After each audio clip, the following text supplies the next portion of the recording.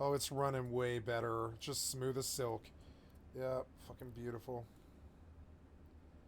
Everything looks good too. Yeah. It's taken me a long, long time to get used to playing 3 clients at once. I gotta say, it was a total journey, fucking journey to get this to work. I gotta say, the clients do not natively do it. Not at all, not at all. And it was a journey. It was definitely a fucking journey. And I think I might have just finally solved the big problem today. I suspected I had this solved before, but like then it didn't seem like it always stayed fixed. But now I bet it does, for some reason. Um, New World won't play nice in full screen, but it will at least play. This is part of the quest, huh? Alright.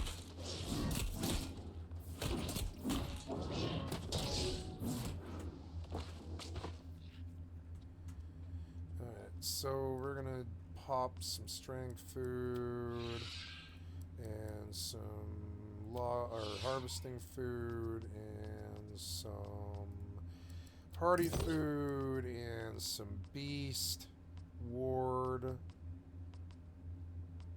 Where the beast ward is, strong beast ward potion, and a yep, and then yeah, what else? I think that's it actually.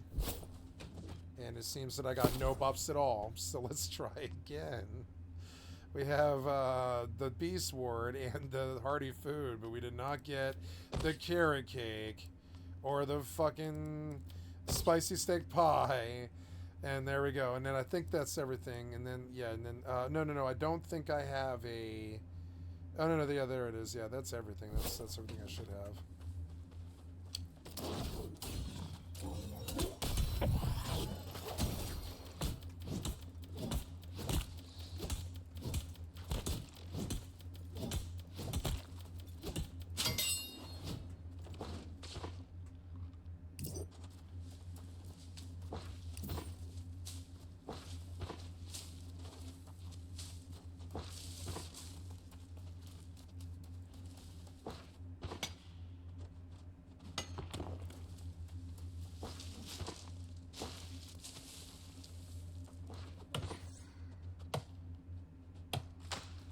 Where do you get 5 golden scarabs at? Where do you get that from?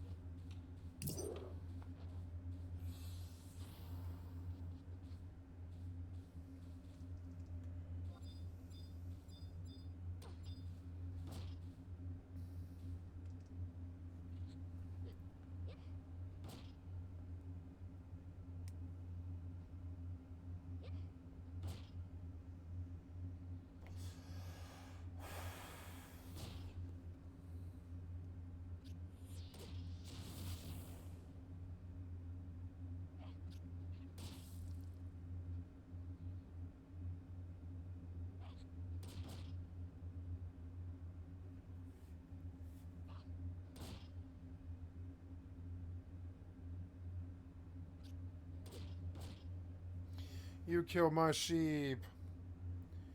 Bastardo.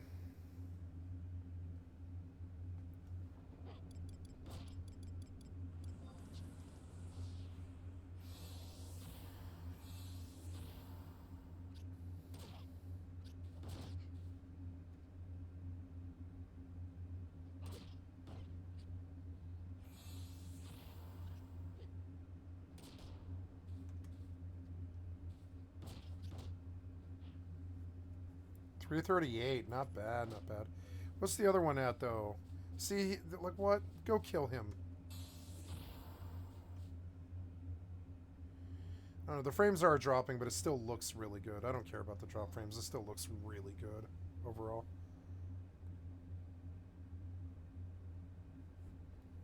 I didn't realize Aaron Sorkin wrote Moneyball. I wonder why that's why I liked it so much. That was a good movie.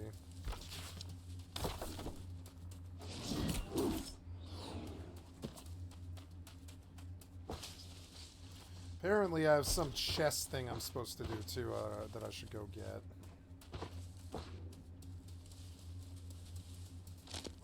Oops. I stepped on him. No.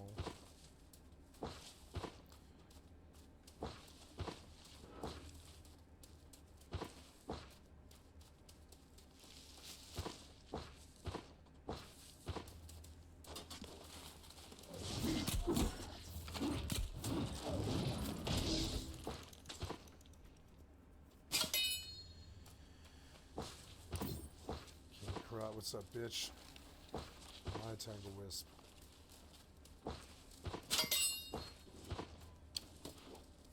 I should flag. I was picking these herbs. Fuck you. Fine. This is so much fucking herbs.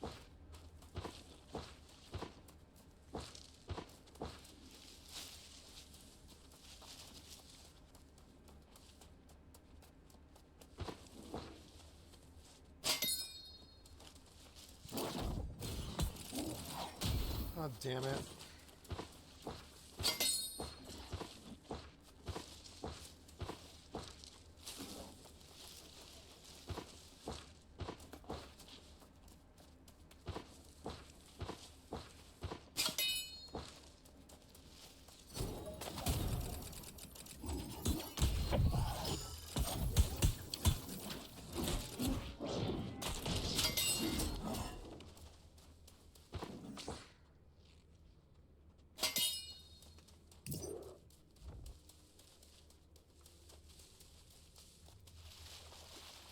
Ooh, look at those.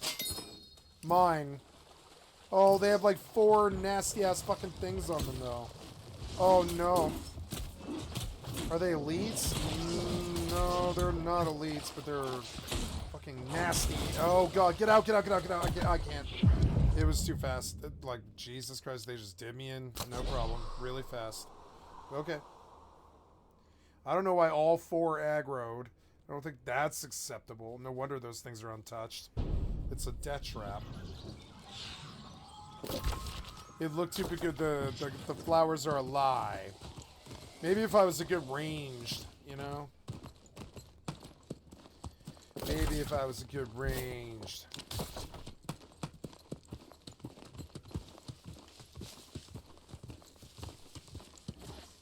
Damn it, I should turn on a flag and kill his ass. Oh, I have to kill a jungle lion, do I? Okay. Well. Did I lose all my buffs? I think I did, because you killed me, you son of a bitch.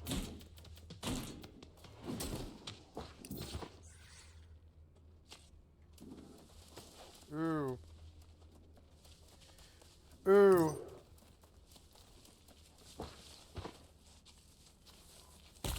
Oh.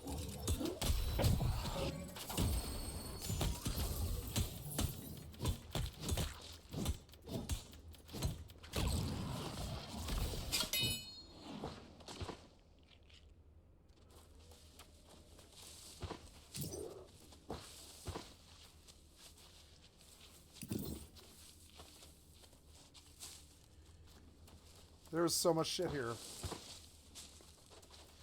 I guess I just farmed this for a while. Works for me.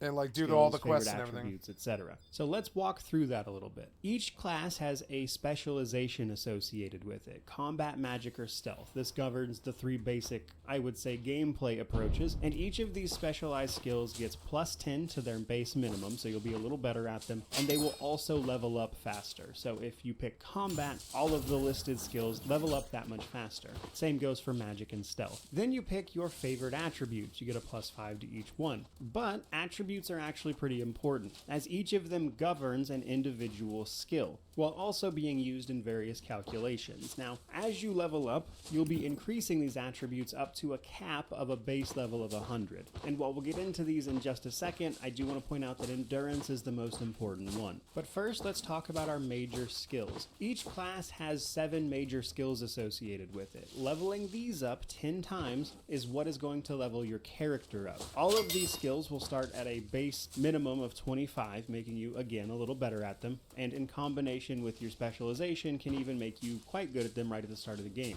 But this is where things get tricky. You see, every one of these skills is associated with one of your attributes, and as you level up, which skills you leveled up with decides how much you can increase your attributes by, up to a plus 5 bonus. And in order to get that plus 5 bonus, you have to have leveled up either a major or minor skill 10 times in association with that attribute. Meaning that if I want to get the maximum bonus per speed every level, I need to level up acrobatics or athletics 10 times. This by itself creates a little bit of a problem, because as I just mentioned earlier, leveling up your major skills 10 times levels your character up, at which point those bonuses are locked in, and everything after that contributes to the next level, which makes for a system where it's actually possible for your major skills to guarantee that you won't get the maximum bonus for the playstyle that you are using.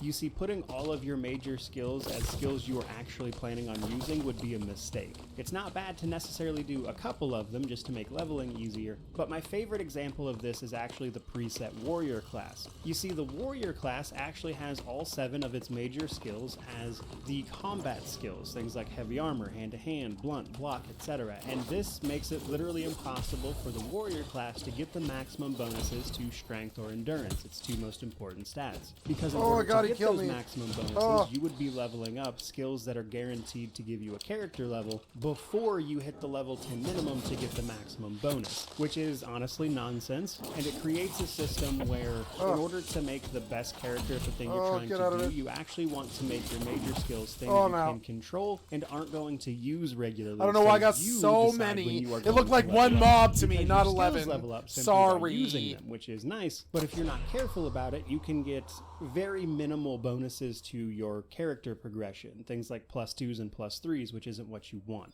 Now, because your level ups are decided by your major skills, the max level does vary a little bit, and it's only a soft cap anyway. Usually this is going to be somewhere around level 50, but if you get sent to prison, you can actually lower these skills as well through the passage of time, which makes it possible to break that cap and theoretically level up even farther. But even with just the base cap of 50, you should theoretically be able to max out your skills and your most important attributes without an issue. So that major skill problem isn't necessarily a big deal until you start talking about Oblivion's level scaling. Because if you're unaware, in terms of this character progression, Morrowind uses an almost identical system, and it doesn't have these issues that you'll hear people mention. And the reason for that is that Morrowind uses a very limited level of scaling. There is some, but there will come a point where you are simply stronger and better than everything you face, and the level scaling in Oblivion prevents that from happening in terms of the enemy's health. But we still have a few things to dive into before I go fully in on the level scaling, but it is a twofold problem. It is these things combined that create the issue with character progression being broken.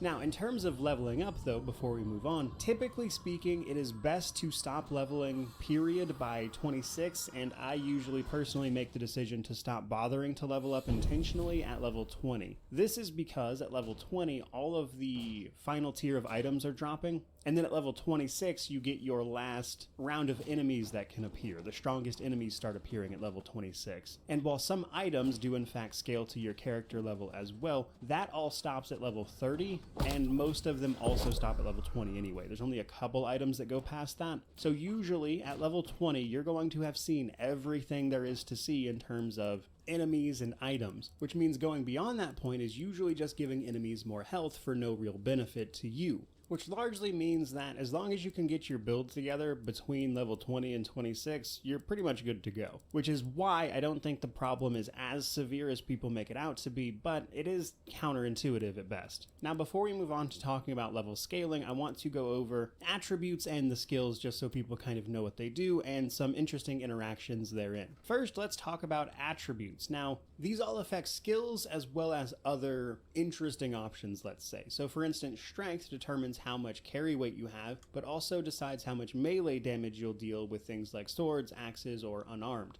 Endurance decides how much fatigue you have in combination with a few other things, but also how much health you will increase when you level up. Now, endurance is actually the most important one because your early health is decided by how much endurance you have, which means maxing out endurance is important for everyone because having a low endurance makes you very squishy, whereas high endurance and high armor makes you incredibly difficult to kill, even for scaled enemies. And it's important to get endurance maxed out quickly because this is not a retroactive system. You gain the health when you level up, and it's based on 1/10 of your endurance, which means endurance is important for absolutely everybody. Intelligence determines how much magicka you have, as well as, of course, certain magic skills. Personality determines people's initial disposition towards you, which can affect all sorts of things, like whether or not they'll give you information. Speed determines literally how fast you move. Agility affects also your fatigue and damage done by bows and ranged weapons. Willpower affects how quickly you regenerate your magic and also how much fatigue you have. And then there's luck. Luck technically affects everything you do but governs nothing. Basically, most roles in the game, all of their tables and everything, have a small chance to roll in your favor based on your luck attribute. You can only increase this by 1 no matter what you do, but it does theoretically make everything potentially a little easier or in your favor. Now, some interesting quirks about attributes to know are that while you can raise the base amount above 100 that you can get it through leveling, that's only really going to affect things like speed, because most of them cap out in their calculations at 100 regardless of how much over that you are. For instance, in terms of damage calculation, it maxes out at 100. It doesn't matter how much strength you have over that, it will only ever calculate it at 100 if that's what it's at, which also goes for things like agility. But then you look at something like speed. Increasing speed over 100 will continue to make your character faster, which is why fortifying speed and acrobatics to make you jump higher is incredibly broken, because you'll be able to move faster than any enemy can possibly keep up with you. Another interesting one is personality. Increasing that past 100, it continues to increase characters' disposition towards you, but that kind of falls off in effectiveness pretty quickly in comparison to something like speed. Willpower will continue to increase your magicka regeneration beyond 100, but the effectiveness of that falls off pretty hard. So pushing attributes beyond their maximums is usually pointless. With speed, I would say really being the only one worthwhile to actively push higher, because in combination with the acrobatic skill, you can absolutely just break certain dungeons and quests simply by outrunning them or jumping to places you shouldn't be able to. Which brings us to skills. There are 21 skills in Oblivion, and for the most part they do what you would expect. Now, probably the most important thing to know is at level 25, 50, 75, and 100 for each skill, you'll get a bonus to it, which usually unlocks some gameplay element. For instance, a journeyman in acrobatics can dodge out of the way of attacks. They get a dodge roll basically, and then at level 100 they can even jump across the surface of water. Whereas leveling up something like sneak just takes away the penalties to it basically. You can run in heavy armor or heavy footwear more specifically, as sneak is only really affected by your foot armor, and then later there's no penalty for running while sneaking as an example. So in addition to just giving you the opportunity to level up and give bonuses to your attributes, they also have very sizable benefits by just leveling them up on their own. But in order here, acrobatics determines how high you can jump. It can be pushed past 100 via skills and things to go even higher. Alchemy determines how strong your potions are and how many ingredients you are able to use, starting with alteration, but for all of your magical skills. Leveling them up enables you to both use higher level spells, but also decreases the magicka cost associated with them, though that does cap out at 100. Pushing any magic skill past 100 does not further reduce the costs. Armorer is a pretty important one. Items have durability in this game and you need hammers to repair them, repair hammers specifically. Higher levels will allow you to repair magic items and not burn through so many hammers as they do break. Athletics allows you to regenerate your fatigue or your stamina while you're running. Technically, it also increases your running and swimming speed in certain instances, but that is much, much less than just increasing your speed stat, which means it's not usually worth your time. Blade is pretty straightforward. It determines how good you are with swords. Leveling it up gives you access to different directional power attacks that have chances of things like disarm or knockdowns or paralysis at max level, which is the case for pretty much all of the physical attack skills, if you will. Block, on the other hand, allows you to block without taking stamina damage. Later on, you have the chance to knock them back with a counter attack or a chance to disarm them when you're blocking. Blocking with your hands instead of a shield causes you to take full damage, but still usually gives you the benefits of knocking enemies back, etc. Blunt is much the same as Blade in terms of the things you get, but the difference here, of course, simply being the type of weapon. Probably worth a mention that for whatever reason, axes are considered blunt weapons in Oblivion, so that's something to know. But then we have heavy armor or light armor. Basically, clothing or items in Oblivion are either clothing, which is to say they're not armor at all, light armor, or heavy armor. Now, at max level, heavy armor and light armor are actually basically the same, but earlier on, heavy armor will slow you down when worn, which alleviates as it levels up, whereas light armor gets increases to its armor rating that bring it up to more or less where heavy armor is naturally. So, for the most part, these wind up in the same place if you were to max them both out, but generally you're going to choose one, of course, though realistically I think heavy armor wins because it looks cool. Marksman is pretty straightforward. That's how good you are with a bow. Leveling it up gives you the ability to zoom in and knock down or paralyze your targets. Mercantile is probably the most difficult skill in the game to level up, but determines how good you are at haggling. Leveling this up will allow merchants to buy anything from you, or give you the opportunity to invest in their shop to increase their gold that they can pay you for individual items. Security is your ability to lockpick. While this might initially seem useful, it actually kind of sucks. And this is because the Daedric Shrine for Nocturnal has a very easy quest to do, even in the early game, that rewards you with one of the best rewards in the game, which is the Skeleton Key, which is an unbreakable lockpick.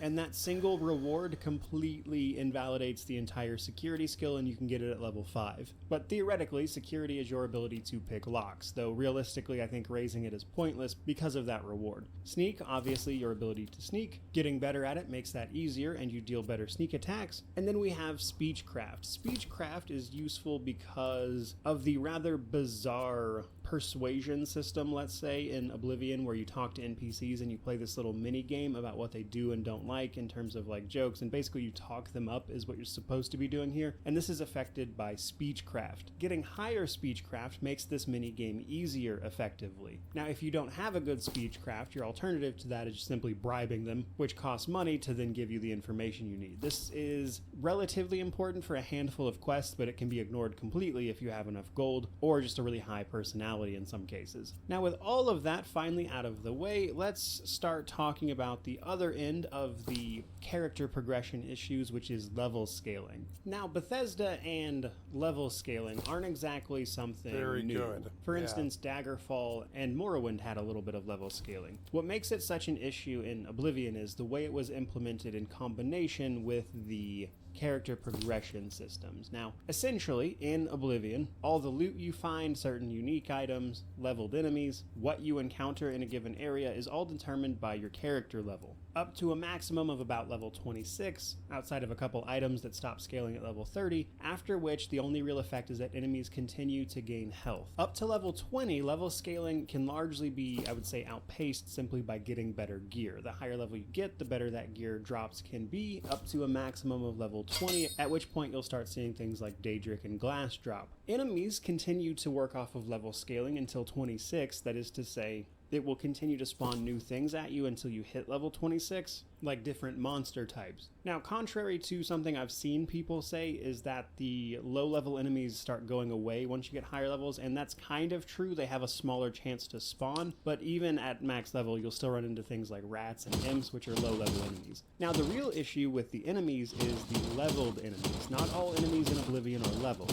Things like rats, imps, even trolls have a set amount of health, or in some cases, they simply have a maximum imposed. The issue is with what are called leveled enemies. These enemies scale to whatever your level is, and they do not have a cap on the health that they can have. These are things like Minotaur Lords, Ogres, Goblin Warlords, and other higher level enemies. These enemies will continue to scale in health no matter what level you are, and that becomes a problem after level 26 specifically because at that point your damage potential has basically reached its maximum. So these enemies continue to get harder and harder to kill based on their health while you continue to deal the same amount of damage. Now, the problem here is that this just makes enemies tanks, basically. They are huge damage sponges. Now, at that level, chances are you are in incredibly good gear that makes you very difficult to kill as well. So as a result, it's not so much that you're in danger of dying or anything, but rather that each of these individual monsters can take a nonsense amount of hits to kill. And when taken in combination with the leveling up from character progression, it creates an issue where it is actually possible, especially if you're leveling inefficiently, for enemies to be leveling up more efficiently than you, basically getting better stats relative to your character.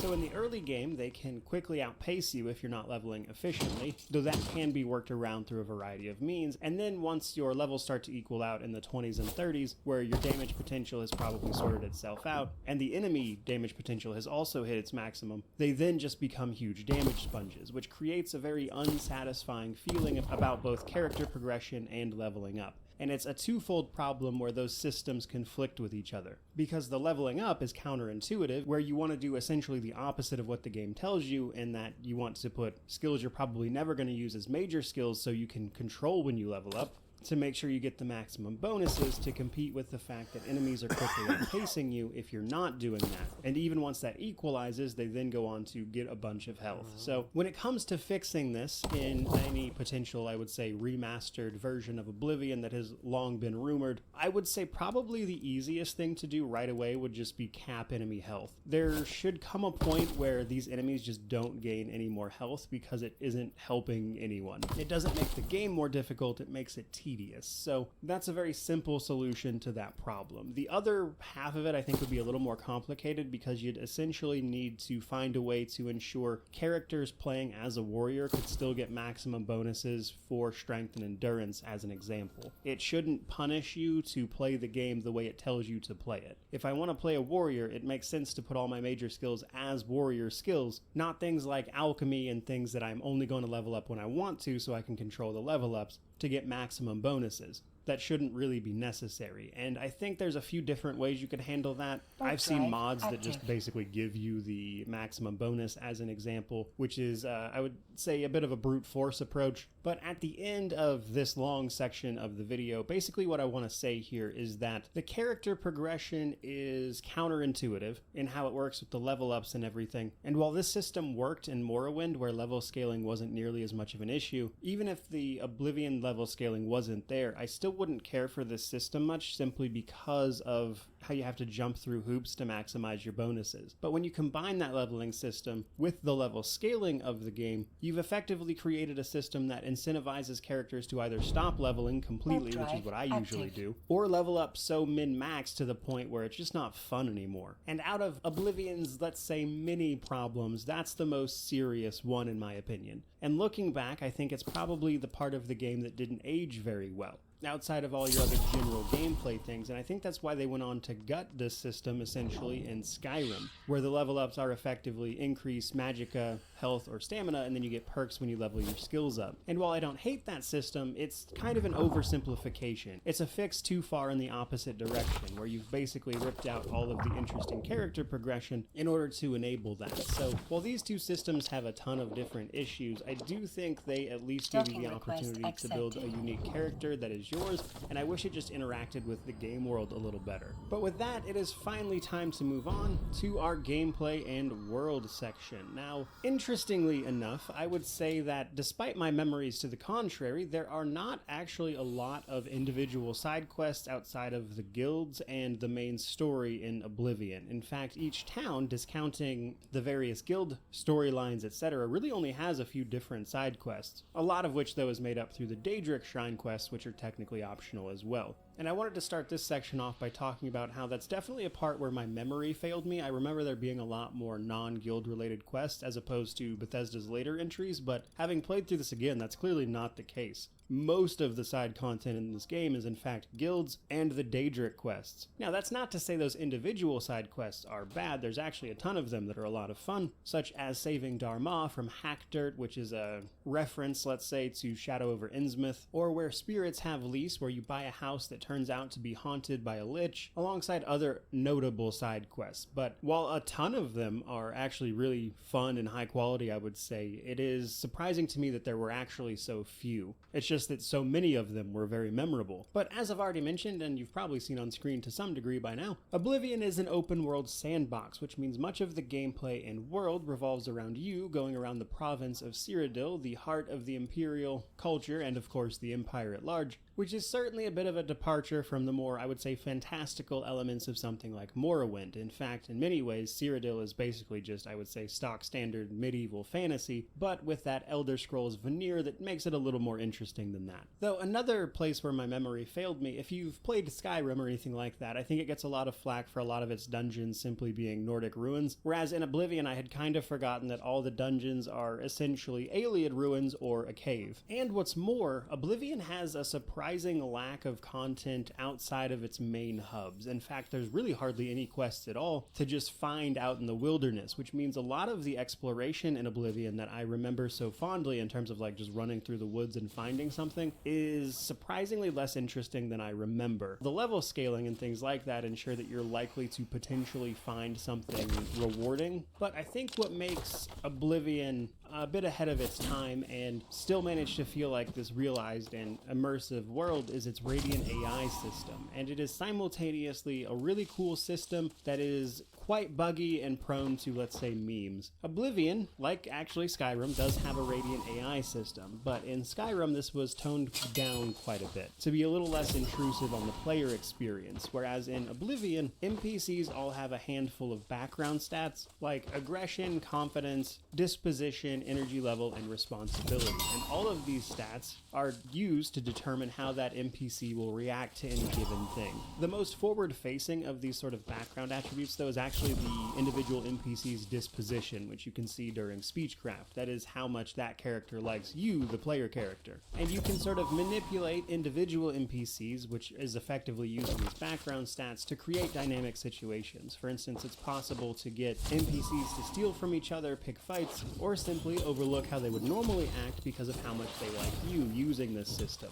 This, in combination with a daily schedule, combines to make a sort of dynamic feeling world. And while that's not universally true, just because the amount of NPCs is relatively limited here, for instance, the Imperial City is pretty empty for what is supposed to be the capital of the Empire, but seeing those citizens go about their day and then react to certain external factors is a really fun system. But it is, at the same time, what makes the game, let's say, react unpredictably to certain situations, which I'll talk a little bit about in the Thieves Guild, but sometimes this goes sideways, and it can lead to NPCs getting killed, which can then affect quests and things. Sometimes certain NPCs can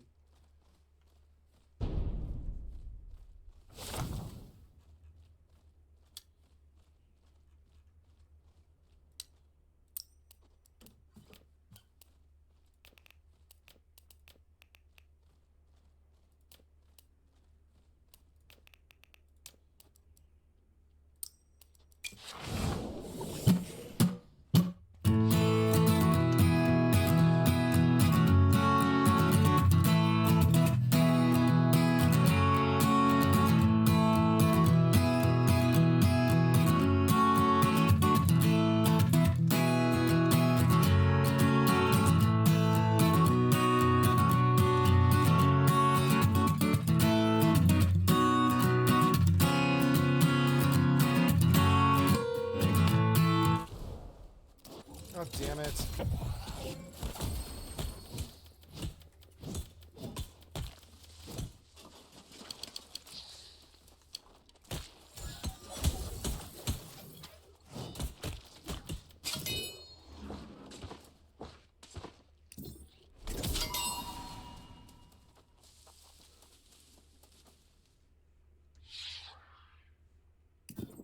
Not in combat. What are you talking about?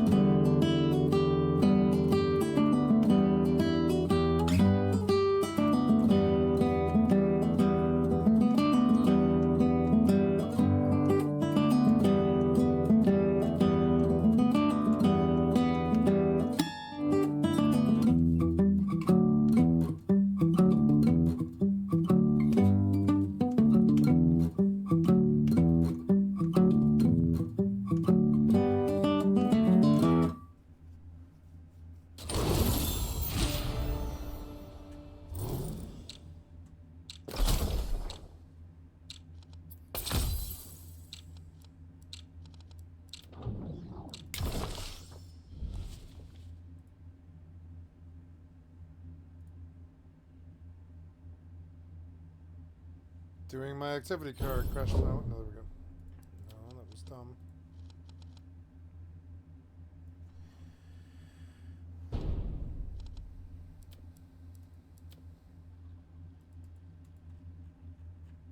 You're gonna aggro me, aren't you?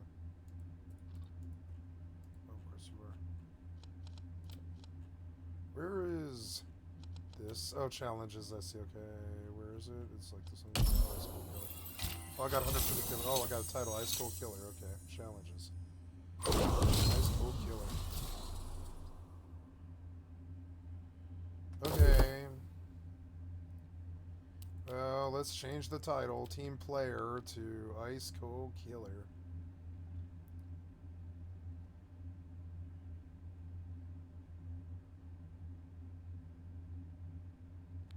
How's that one all armed by joining a first start world?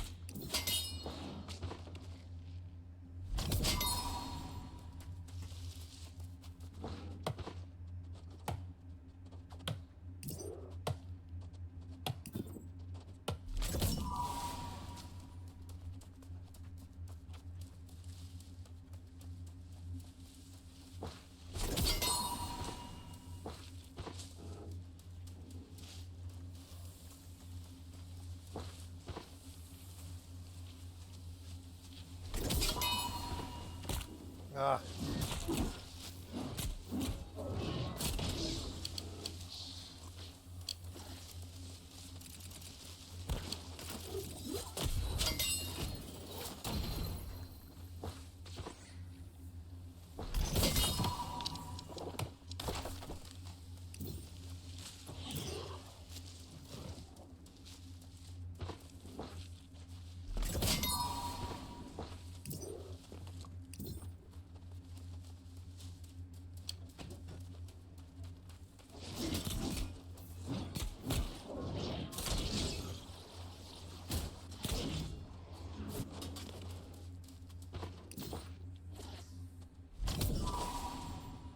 What?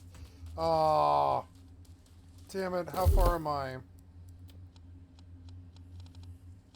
I've been mining a lot of... Oh, I still have some more work to do. So annoying.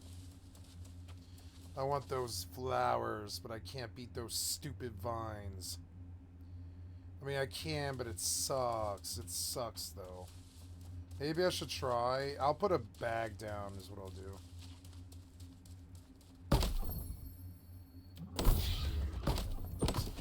Alright, you. Let's see if I can kill these four. It's gonna be hard.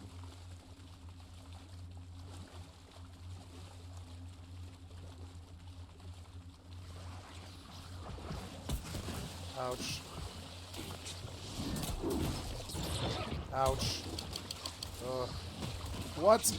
What? Come on, man. You're just cheating. You're fucking cheating. Yeah, they say that Dark Souls is, harder. No.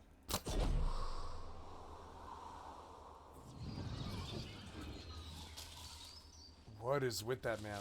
Okay, well, I'm not fucking with that. That's fine.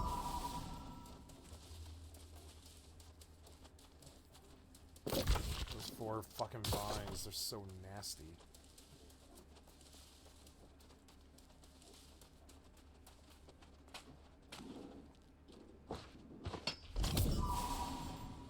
Why does that look so foul?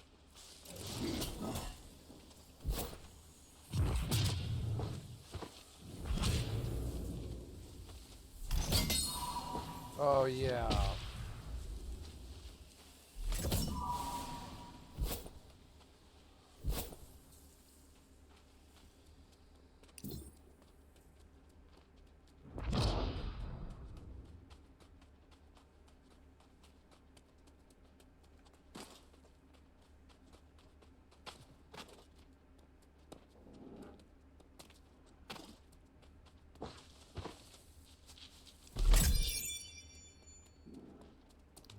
Okay, bro.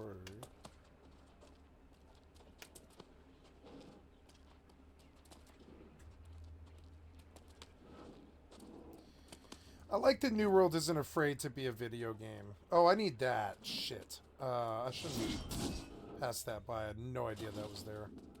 I didn't see it through the rock face.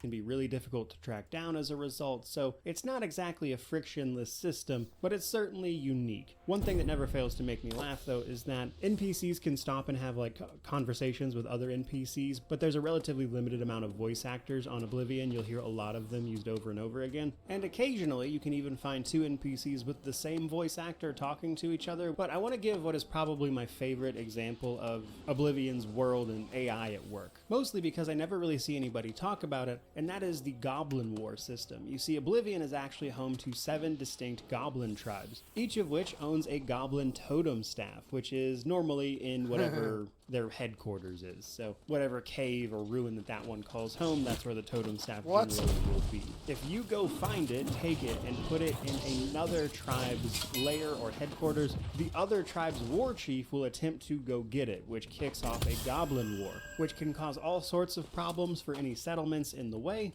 because roaming bands of goblins fighting each other can spill over into other places. Now, if you steal a staff and don't actually take it to another goblin's lair, they will come after you to come get it. And while even this certainly has its limitations, as for instance keeping a goblin totem in like a container voids the war, it's a neat system that is easily overlooked. But right at the beginning of the game, there's actually 2 of these wars going on. One of which is involved in a side quest that I think was meant to introduce you to this concept, and then another is just an unrelated one also happening. And really interesting dynamic systems that can be influenced by the player like that, I think, are what really make Oblivion stand above a lot of other Elder Scrolls titles, and I think it's a real shame they didn't go on to expand this system, because while it's present in Skyrim, and they even did some unique things with it, like inheritance and sending thugs after people, etc., for the most part it's way reined in. But from there, let's move on to, I would say, the biggest part of questing and what a lot of people remember about Oblivion, which is some of the incredible quests involved in the guilds and the Daedric shrines. Now let's start with the Daedric shrines, because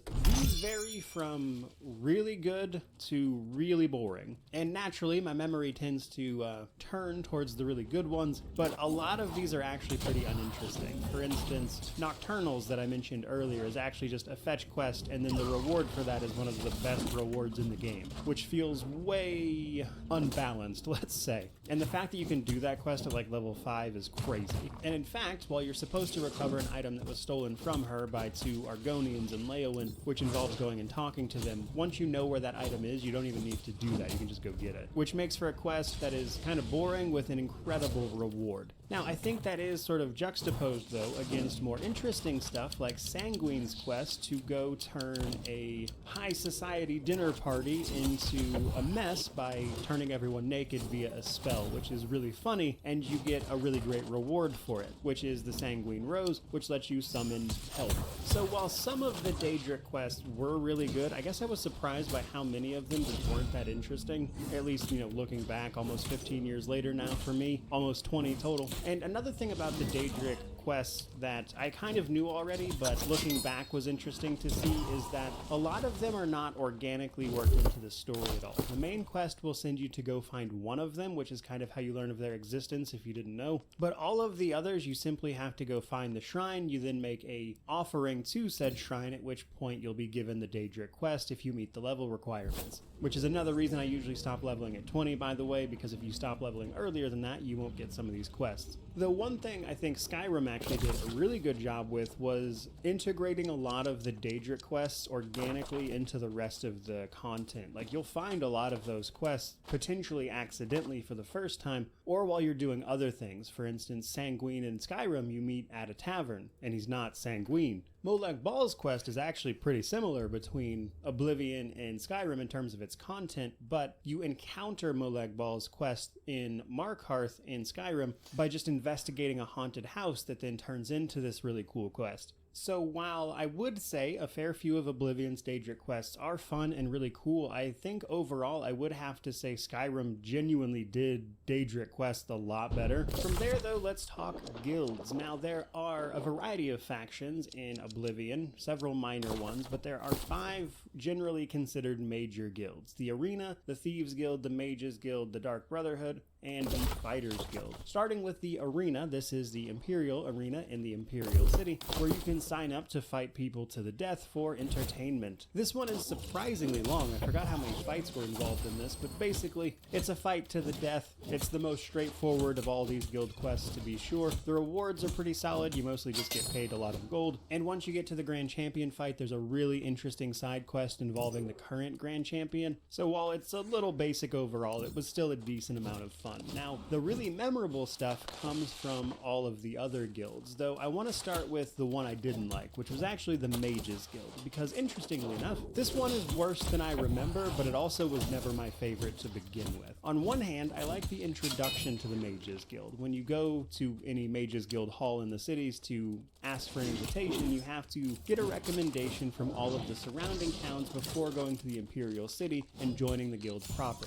A lot of those introductory quests are really well done, but then once you make it to the Arcane University in the city, it kind of just goes downhill fast. The story revolves around necromancers bringing in illegal black soul gems and necromancy to, of course, Cyrodiil here, and you have to discover how and why this is happening, and it's just not very well told, especially since they tried to go with this big reveal where the mastermind behind all this was actually Mannimarco, the King of Worms, which is just a really uninspired fight with that guy in a cave, and I guess I was just surprised by how much this let me down. And of all of the guilds, I would say, the Mages Guild is the one that least requires you to play the role of its associated faction. You don't really need to be a mage for the Mages Guild. And while you certainly can go through it magically, and the rewards are actually great for a magic user, it's not something I walk away from feeling like a mage, but rather just another adventurer. Now, on the flip side of that, though, the Mages Guild does have some incredible rewards. For starters, if you don't have that Frostcrag DLC, which gives you access to spellmaking and enchanting right away, the Mages Guild is a fantastic way to do that because the reward is the spellmaking altar that allows you to customize your own spells, which a lot of people remember and is really cool. We'll talk a little more about that in the combat section though. Next up, we have the Thieves Guild. I really enjoy the Thieves Guild in Oblivion. It kind of forces you to be a thief,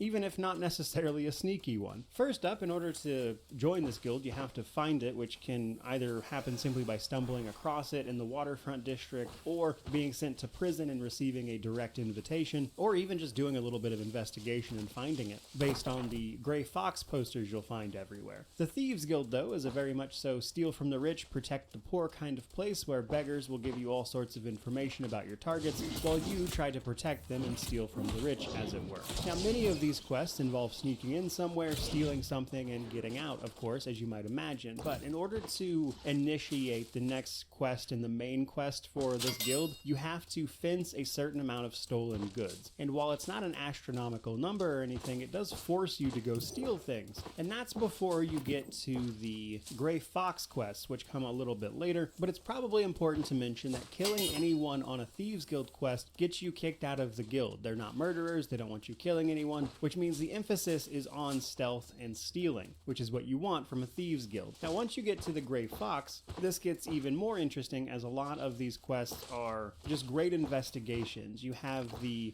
Temple of the Moth Priests, where you go find an item hidden away in a monastery in the countryside, where moth priests who read the Elder Scrolls, which eventually makes them blind, go to retire, more or less. There's another one where you have to find the boots of Spring-Heeled Jack from someone's long-lost ancestor, and it turns out that ancestor is alive because he's the vampire who the boots belonged to, which is kind of a neat spin on just an ordinary quest. And then, of course, it culminates in the theft of an Elder Scroll to reverse the fate of the guild leader, the Gray Fox, who is actually the husband of the Countess of Anvil, who, once he stole the cowl, became the Gray Fox and was permanently erased from history.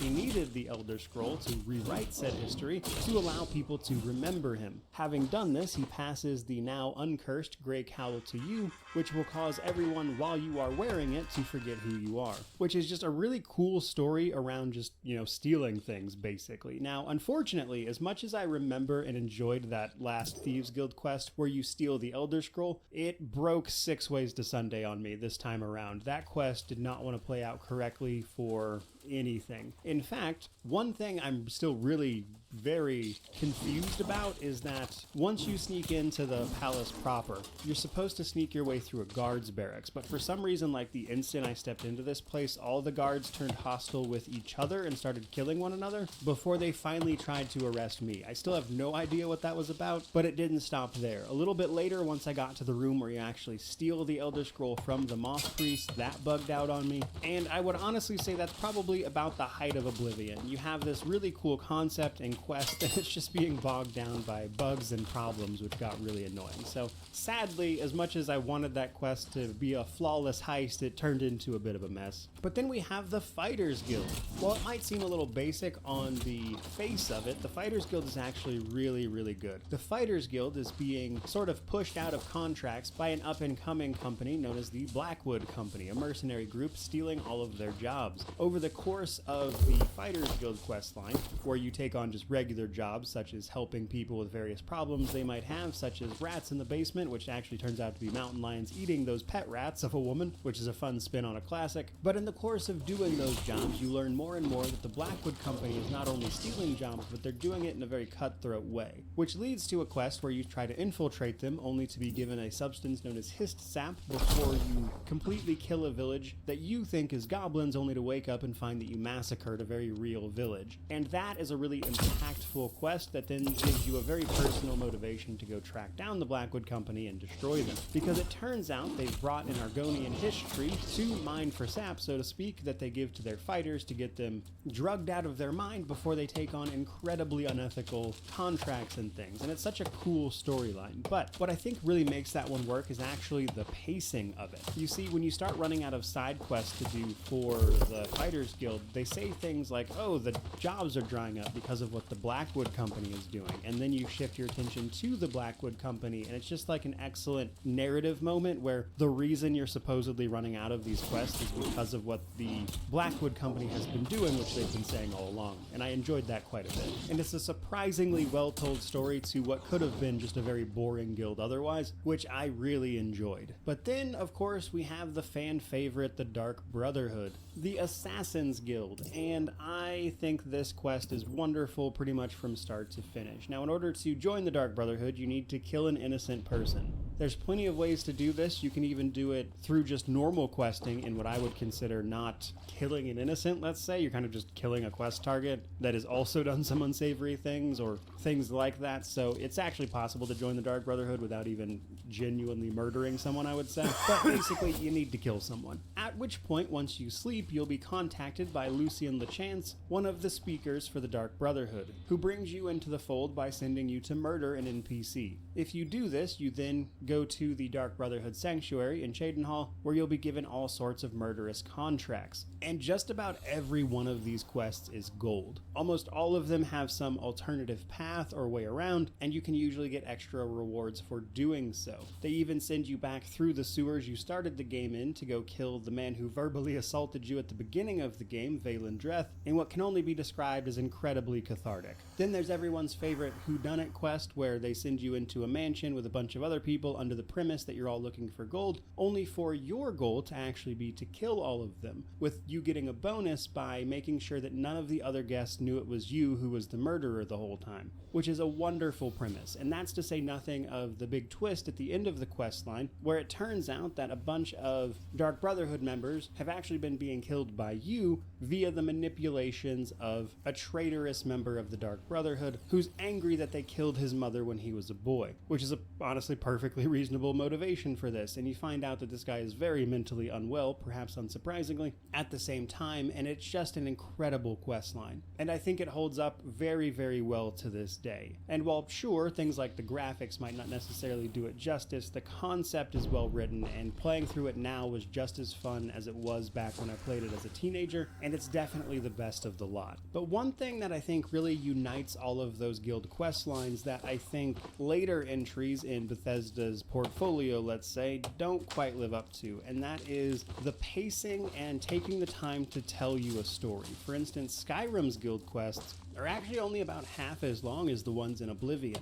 which means the stuff in Oblivion, all of them, take more time to tell you a story. And I think it really pays off because some of what they're trying to do takes a little setup, like for instance the stuff with the Blackwood Company and the Fighters Guild. That only works because you slowly see the effect the Blackwood Company is having on your guild, from stealing their jobs, causing problems, to outright betrayal and murder, and it's a slow build up to the reveal of what they're doing, which is also the case for the Dark Brotherhood in the sense that there comes a point in that quest line where you have to purge the initial sanctuary in Cheydinhal, basically kill everyone. And I think that moment works so well because they actually give you a handful of quests in that sanctuary to get to know all of those people that they actively encourage you to go talk to learn about contracts and things. So they've taken the time to set that up where you've learned about these characters, they've helped you probably significantly, and now you need to go kill all of them because you're in an assassin's guild and that's what you've been ordered to do. So the main thing I really enjoy about Oblivion's guilds, beyond just the really great setups, is that it takes the time to tell you the story that it wants to tell you, whereas something like Skyrim always seems to be in a rush here.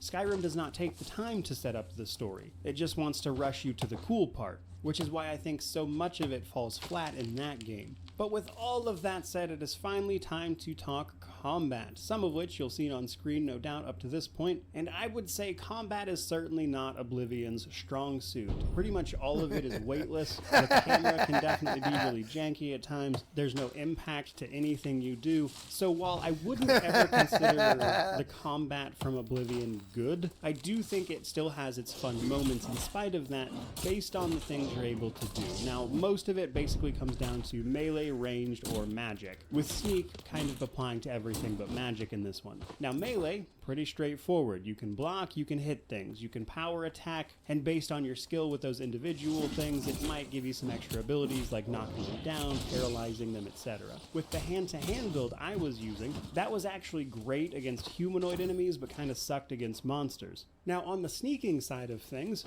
that's actually a pretty interesting system for combat because it's heavily based on light more so than your skill. Like, your skill is obviously important, but even with a maxed out sneak skill, light is the most important part, because being in a lit area will make sure that you're seen pretty much immediately by any enemy. Whereas if you are in a dark cave, you can be directly in front of an enemy and they won't see you, which allows you to do things like get multiple sneak attack melee hits, for instance. And then there's magic, which comes with all sorts of interesting effects that can stack and fortify either you and your abilities beyond what would normally be possible in just ridiculous ways, or you can just deal ridiculous damage. And this is where the spell making comes in. I would say mage is probably the funnest way to play this game just because of that alone, because anything you enjoy while you're leveling up, you can then go and make custom spells where if you have the mana to cast the spell, you're pretty much golden. This will allow you to do things that combine and create any spell effect that you want, where really the only limit is how much magicka you have. But what really works here is how fun those spell effects are to begin with. Now, melee can mostly access this type of thing through unique enchantments on your gear. For instance, as an unarmed build, what I actually had as enchantments was a bunch of fortify fatigue spells. This is because fatigue plays a huge role in melee combat. Your stamina, of course, gets used as you take swings, etc., and the lower it is, the less damage you'll deal. But with hand-to-hand, having a fortified fatigue actually increases your damage beyond what it normally would for anything else. So in addition to decreasing it if it gets low, you get more if it's high, which is not really how the maximum is calculated for anything else, which is just a unique effect that I thought I would throw out there. Now, some of the really interesting effects you can get on all sorts of things are reflect damage. It's possible to stack reflect damage to a point where enemies are taking more damage from hitting you than they are dealing to you.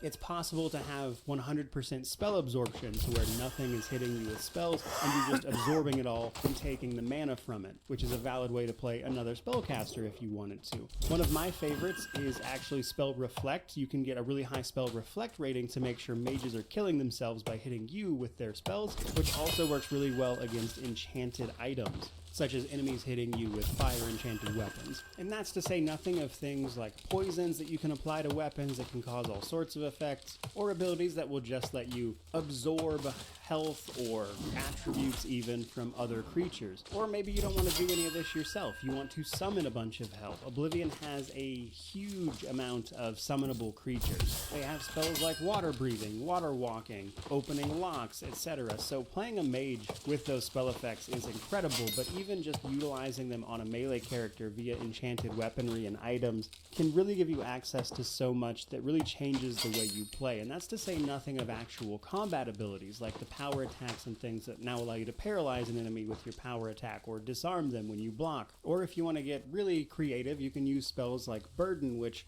increase your enemy's carry weight by a set amount, which can eventually lead to them being immobile because they're technically carrying too much and things like that. And even then, I haven't even touched on spells that are very popular like Chameleon or Invisibility. Now, Invisibility is of course just being invisible, but Chameleon's an interesting one because it plays around with the percentage between 0 and 100% invisible. It's possible to reach 100% Chameleon, which effectively makes you undetectable to enemies, which can let you do some really silly stuff with sneak attacks, which is all to tell you that combat in Oblivion is one of those things that it's as fun as you want to make it. Basically, if you play around with all of these different abilities, see how they interact, you can do some truly just silly stuff that makes it feel really fun to mess around with, which is, I think, what allows this game's combat to transcend its otherwise, let's say, less than inspiring visuals or the feel of it overall, because it really does feel like you're hitting nothing most of the time.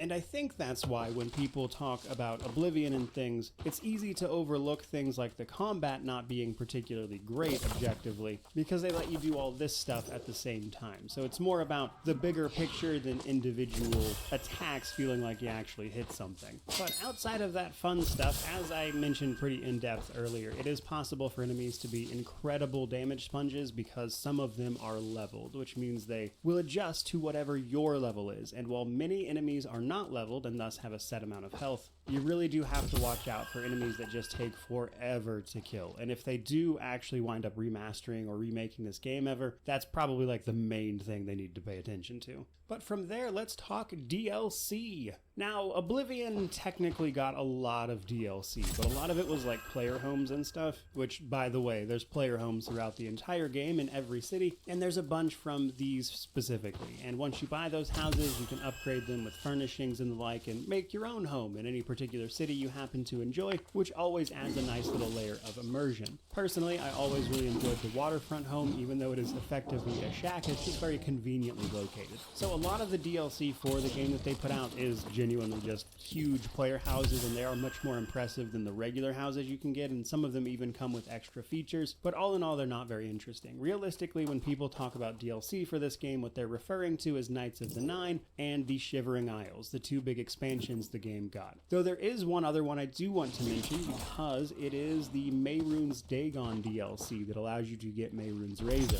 There are a lot of very overpowered weapons you can get in Oblivion, but none more so than Mehrunes Razor, as it has about a 5% chance to kill anything it hits. And what's more, and the reason I wanted to talk about it, is because in order to get it, you have to go through what is factually the game's largest dungeon, which I had never seen before. I did not have this DLC 15 years ago, so it was really cool to go through Oblivion and play a quest I genuinely didn't know about, only to then get a weapon that is effectively the best weapon in the game because of that chance to kill everything. Every 20 hits it kills everything. That effect is also subject to spell reflection, so it is possible for you to kill yourself when hitting an enemy that happens to have spell reflect, just to show you all of the various ways that this game's spell effects can interact with each other. Overall, though, that was a really cool dungeon. But let's talk about Knights of the Nine. This is a surprisingly short, for me at least, questline where you have to take up the mantle of Pelennor Whitestrake against Umaril the Unfeathered, which is honestly a bit of deep-cut lore surrounding the creation of the Empire and Pelennor Whitestrake, a sort of mythical figure from Tamriel's past who famously died after he killed the Ayleid sorcerer king Umaril. But this one starts out with you investigating an attack on a chapel in Anvil, which puts you in contact with a prophet who tells you to go make a pilgrimage to all the way shrines you can find dotted throughout the landscape, which you can normally use to heal yourself of afflictions, or just get a blessing of some sort. Now, once you've done all that, you'll meet Pelennor Whitestrake, who tells you what's happening and that you need to find his old gear. Doing so will allow you to fight Umaril. And this quest has a lot of, I would say, fun little quests involved in just gathering up those artifacts, though none of them were too crazy, while you simultaneously build up a new faction, the Knights of the Nine. Now, one thing you do have to keep in mind here, though, is that you have to be virtuous while you do this. If you're doing evil acts, you actually won't be able to wear the armor or weapons from the Crusaders' relics, so that's something you have to watch out for. So that does make it a little weird if you're like, you know, the listener of the Dark Brotherhood, and then you go on to fight for the Nine Divines in a sort of holy crusade against an old enemies. It's just a little bit weird, and it's kind of one of the places where this game's lack of choice and consequence really shows its face. But ultimately, it ends, as you might imagine, in a confrontation with Umaril himself, which is a really cool boss fight in a game that doesn't have a lot of cool boss fights. But it is, nonetheless, in effect, just a really fun extra guild line, basically. Which brings us to the Shivering Isles. In my opinion, one of the best DLCs out there, and unsurprisingly, that remains the case now.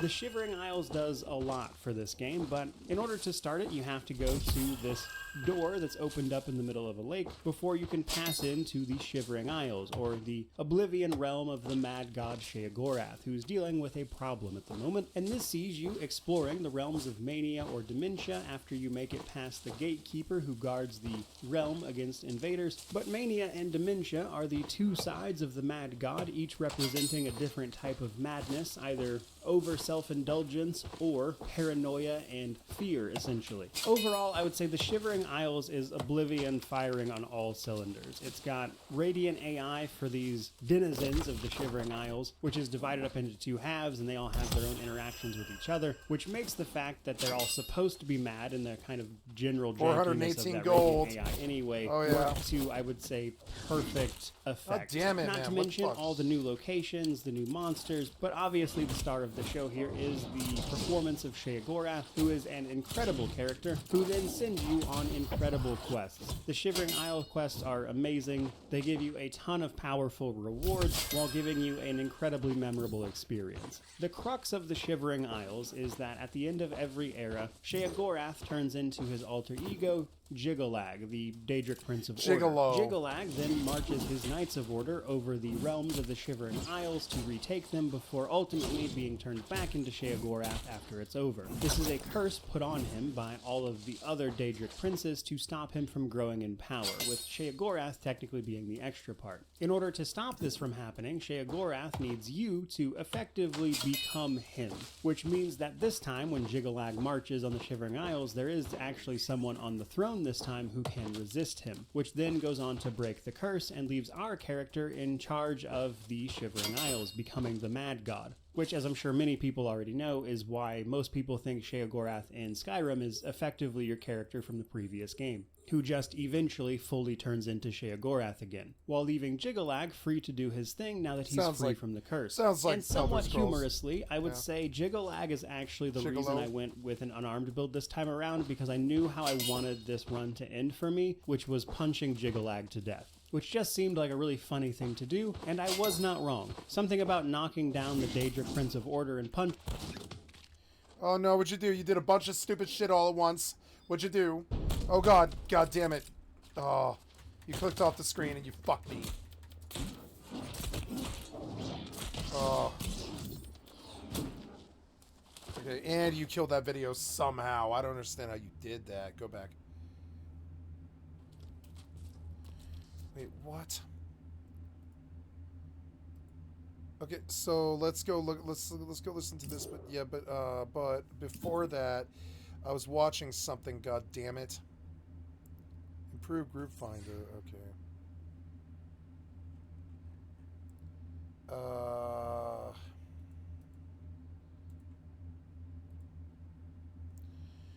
Yeah, my history. Damn it, my history. Go back to it. I was watching that. You fucking piece of shit.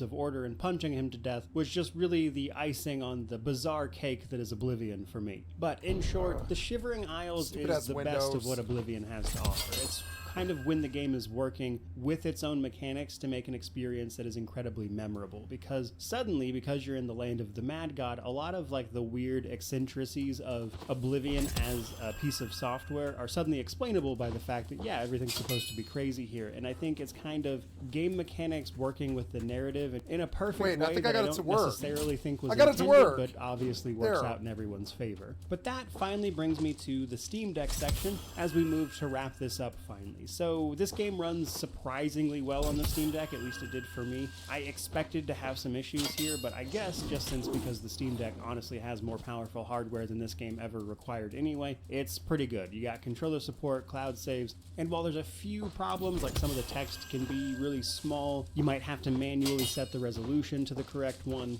and just little things like that. By and large, Oblivion played much, much better on the Steam Deck than I was expecting, and it was actually a pretty smooth experience to do so. I think once you got used to the controls, you could easily play this on that, which was honestly pretty nice to see. But that brings me to my positives and negatives. Now, on the positive side of things, I would say a lot of the questing and like the side quests and the writing around those still really holds up. Like playing through the Dark Brotherhood now, as opposed to playing through it when I was in high school at like 15, still really manages to land. I think they did a fantastic job with it. I think even other guilds that could have been uninteresting, like the Fighters Guild, wound up being really well done. And that's to say nothing of the Daedric quests. And while, yeah, sure, there's a handful of quests in here that I wouldn't necessarily say are anything to write home about, by and large, the questing and interesting things to get up to in Oblivion are just really, really well done. And that's to say nothing of the world and its systems like Radiant AI that make it feel alive, even though, yeah, it obviously isn't. Which is why the little quirks of the system, I think, bring a lot of charm and character to it. And perhaps unsurprisingly, the biggest positives about Oblivion for me are the things I remember the most, the things that made it feel like a world I could get lost in at that age. And it's wonderful to go back and play this game again, only to see that those same things are still there, even if I can see the cracks in the facade obviously a lot better these days. Which brings me to my negatives. For starters, the bugs. If you're playing this unmodded, of course, without the unofficial patch, etc., you're probably going to run into a lot of them still. I don't think I got through a single full quest line without having to fix something that would break, which means playing this on PC for the console is very, very helpful. But even discounting the bugs, even when things are working the way they're supposed to, you can still run into problems like the level ups, the fact that I can play a class called the Warrior and not be able to get the maximum bonuses to the stats I need is honestly just a poorly thought out system. I think the fact that it's so counterintuitive to just level up your character via major skills is a huge detriment to this. And it's no surprise to me that they changed it the way they did in Skyrim after getting so much feedback from this title. But that's to say nothing of the level scaling, the other side of that problem, which I don't think is handled particularly well, especially when you could just slap a health cap on these guys and like 90% of the problem would go away. And all of that is without even coming close to mentioning things like how weightless the combat feels, how dated the graphics were when the game launched, because all of those things I think can be overlooked because of what this game does well. It's interesting to me that playing through this game again, so much of what I enjoyed about this game is because I got so lost in it as a teenager. It introduced me to a lot of these deeper character systems that you could build, or how effects and everything could interact with each other that I played around with for hundreds of hours, and all of that in spite of the fact that some of it is objectively broken. Which brings me to my conclusion for this title. You see, Oblivion is really interesting because I love it personally, as you could probably tell from hopefully the bulk of this video. There's so much I enjoy about Oblivion that I think is well done and well presented even, but so many of its systems also don't work, or they're incredibly janky, or they result in just these broken moments that can then lead to a pretty terrible player experience. And because of that, if you were to tell me that you hated Oblivion and you never wanted to play it, I honestly wouldn't argue. I'd go, yeah, that sounds like Oblivion. And yet, in spite of those things, for all this game does for immersion and feeling like a world that I am a part of and learning about at the same time, it's still one of my favorite games. Which means that when you're talking about Oblivion, to me, the game is a beautiful mess. It is all of these individual systems coming together to make something that is fun and unique, which forms an experience that is, for me at least, unforgettable, even if I'm not necessarily sure a lot of it was as intentional as Bethesda might like it to be. Which makes the conversation around mods and a remaster for this game kind of complicated for me, because yes, there are things about this game that I think can be fixed with mods, are fixed with mods, I think a remaster probably should approach, and yet for all those unique experiences I had as a younger version of myself in high school playing through this game, I personally don't know that I would necessarily change any of those. And that's obviously the nostalgia talking, because I really do hope the game gets a remaster or something that makes it more accessible to other people so they can see can be really these fun. just really great. I'm like resisting playing it. It's gonna be really fun.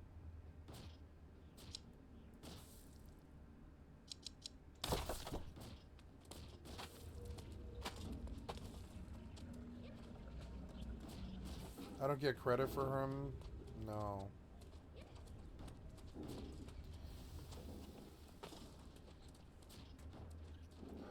I needed him.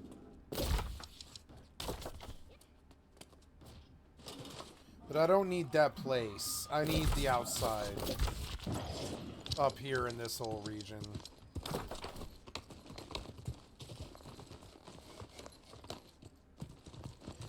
I just let the farming take me where it does, and sometimes it's off cue. Or off path, I mean. There's a lot of stuff around. It's all herbs. I forget how you, can't you track, yeah, with view tools, backs, instruments, and the view combat.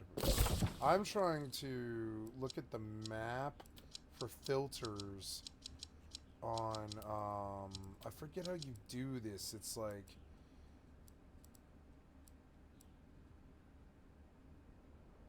yeah, like I forget how you, like I'm tracking herbs, but, I wish I could track other things. Yeah, the filters. Yeah, but I don't know. You can't. Like I forget how you do this. It's like hard. Oh, artifact location known.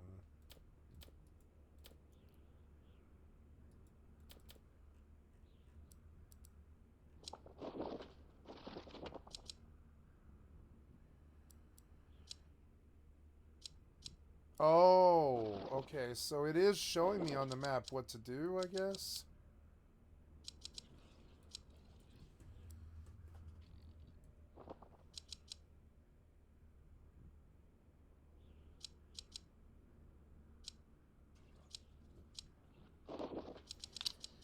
So that's the other place to go, but I have to keep killing these. Oh no, I'm done, huh? I think I'm done now. Yeah, I'm done now.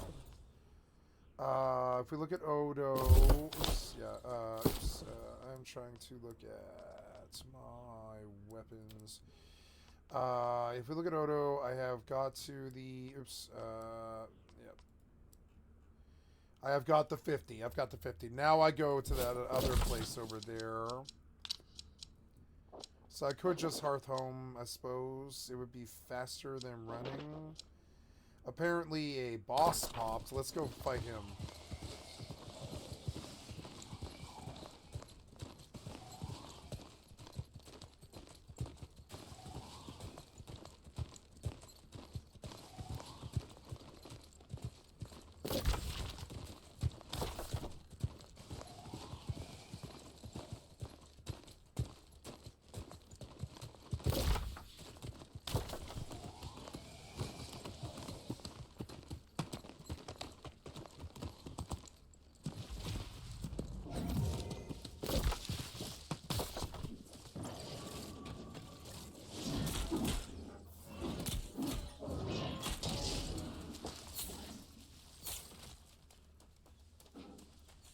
Yeah, but where'd the boss go?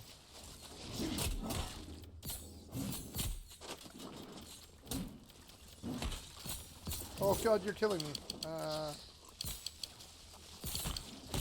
god, yeah. Kill him. Okay, daily reward at 8 a.m. Ah, I'm almost dead, almost dead. Oh. Oh. Oh. Wait, he went away for some reason. Oh god, what? No, he didn't. Went invisible, son of a bitch. Well, it was faster ride, actually, I think. Yeah, take me to the nearest settlement. That's faster, frankly. Now, kill ant. Nice, oh man, the frame rate's so much better. Fuck, I didn't know my TV was messing this up so bad. I did not know. How am I supposed to know all this stuff? I've learned and I figured out what it is, but how am I supposed to know I'm even having the problem till it goes away? That's the real problem. How am I supposed to know I'm having the problem till it goes away? Wow. I mean, I knew I had a problem, but like I didn't know. Look, it's like playing so well. It's like, what the fuck? Everything's playing well. This is on high. I'm playing on high right now, and it's doing great.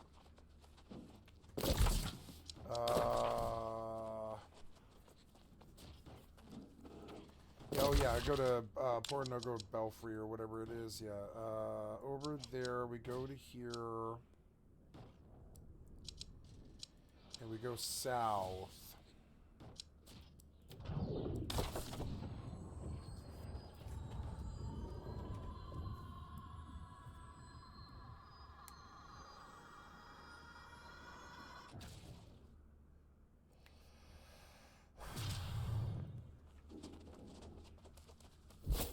My battery's dead.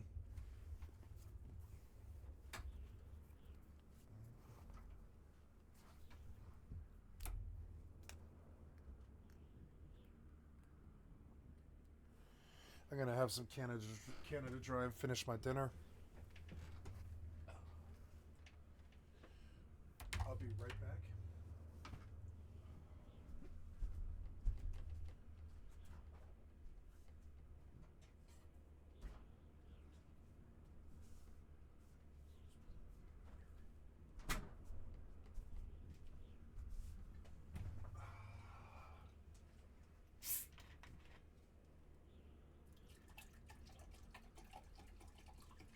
I love that sound.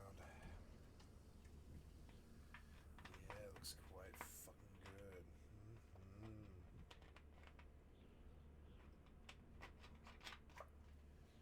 And I drink more Canada Dry than water. It's fucked up. But it's not that much more expensive either. You know? It's not that bad.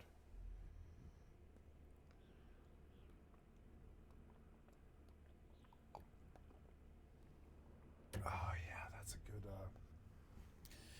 it's good Canada Dry. Excuse me.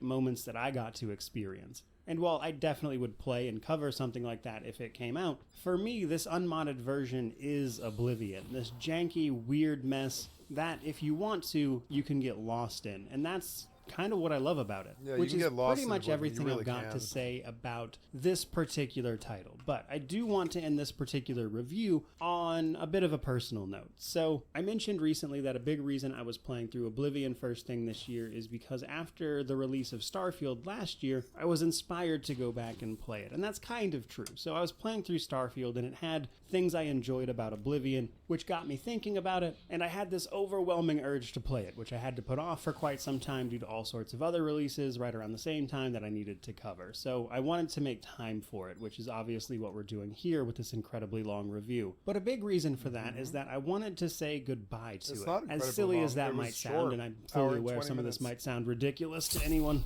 listening, but it matters to me because people who watch very regularly are probably aware, but I had a very rough time growing up. The time of my life in which I played Oblivion, I was actually homeless for portions of it, and Oblivion is actually the only present I got for my 14th birthday, and it is the only birthday present I had received in years, and the only one I would receive until I was an adult afterwards. So going on to play that game for hundreds of hours, getting lost in this world, is obviously an experience that is very close to my heart. Now, these days, I review and play video games, which I am incredibly passionate about for a living, so it kind of goes without saying, my life is incredibly different from it was Your skill then. has I'm increased. now a father. My son's birthday is this weekend, actually. He's turning 5. I get to spend time with him and do what I love for a living. And while for the most part, I don't generally think about the past too much, or at least that time in my life specifically, I try to keep it out of mind for the most part. But after playing and reviewing Starfield last year, which then went on to be my most watched video on the channel actually,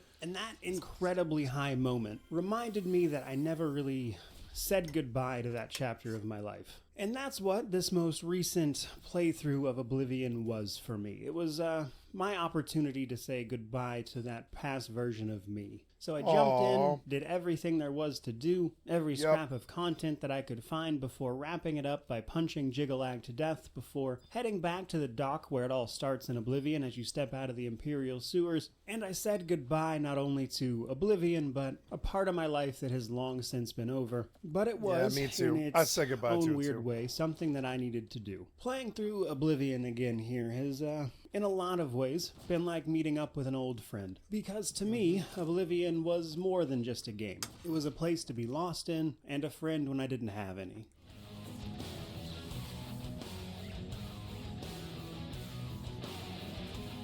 Aw, no friends. Some nerds actually were antisocial and struggle with it all their lives. I did not, which is good. I do now, but I mean, I don't think I would. I actually have to struggle not to go on down to the bar and end up a fucking full-blown drug addict inside of a week, you know? I am a hyper-social person. It's quite opposite for me. I try and stay away from the people now because I know what'll happen. It's what always happens. We end up in the fucking back at like 3:15 in the fucking morning, pounding liquor, talking about our problems, and getting high. I know what happens. Like, I make friends with most people. It sucks or whatever. It doesn't matter who they are. And also, I can sniff out dope wherever there is some dope to be found. And, like, you know, and that's also a problem, too. So I just, for my own sobriety's sake, I try to stay at home, honestly. Or, I think next time around, I'll fucking die. I came so close to death this time. Smacked the pavement with my forehead, I did. Fucking idiot. I'll talk about myself. Yeah, this was a good video. I enjoyed it immensely. It was good.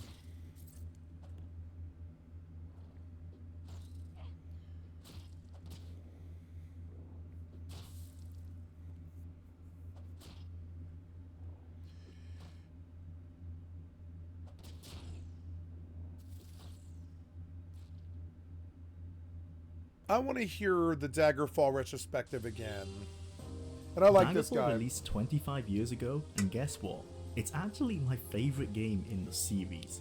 Yeah, I said it. And this is coming from someone who played Morrowind first and didn't even touch Daggerfall until last year. But after a long bonding session with this phenomenal game over the course of the pandemic, Daggerfall has proved itself to me. So before we get started here, over the next few hours, I will deconstruct every aspect of Daggerfall in an attempt not only to learn what made this great mid-90s immersive sim tick, but also to convince you why I think you should play it. Okay, first off, most of the footage for this video was recorded using the Unity version of the game, which is the superior version. All points made in this series are made with this version in mind, including all the bug fixes that it makes. There's gonna be a whole lot more reasons for Unity's supremacy, which I'll cover later, but for now, sit back, grab some snacks, and prepare to experience your new obsession. The marketing guys at Bethesda knew exactly what they were selling when they put those words on the front of the box. Daggerfall offers a world larger than any other in the series, with more freedom and options for immersion than it had any right to have in 1996. It's a game where you can roleplay any single fantasy character that you can imagine, with little to no barriers. But before I spew over and over about how great the gameplay of Daggerfall is, we have to go to the beginning, to a time where Todd Howard was just a young man begging Bethesda to hire him. By the 1990s, Bethesda Softworks, which started from humble beginnings in its founder's garage, had grown to create a multitude of sports games. Not exactly what they're known for today, but they had also acquired the license to make games for the Terminator franchise, making them an action game company more than anything else. One of the lead designers and programmers there, Julian LaFay, began working on a personal project with a small team of co-workers. That project being a fantasy adventure game, inspired by tabletop RPG hobbies. We're talking Dungeons and Dragons and all that good stuff. That project would be known as The Elder Scrolls Chapter 1 Arena.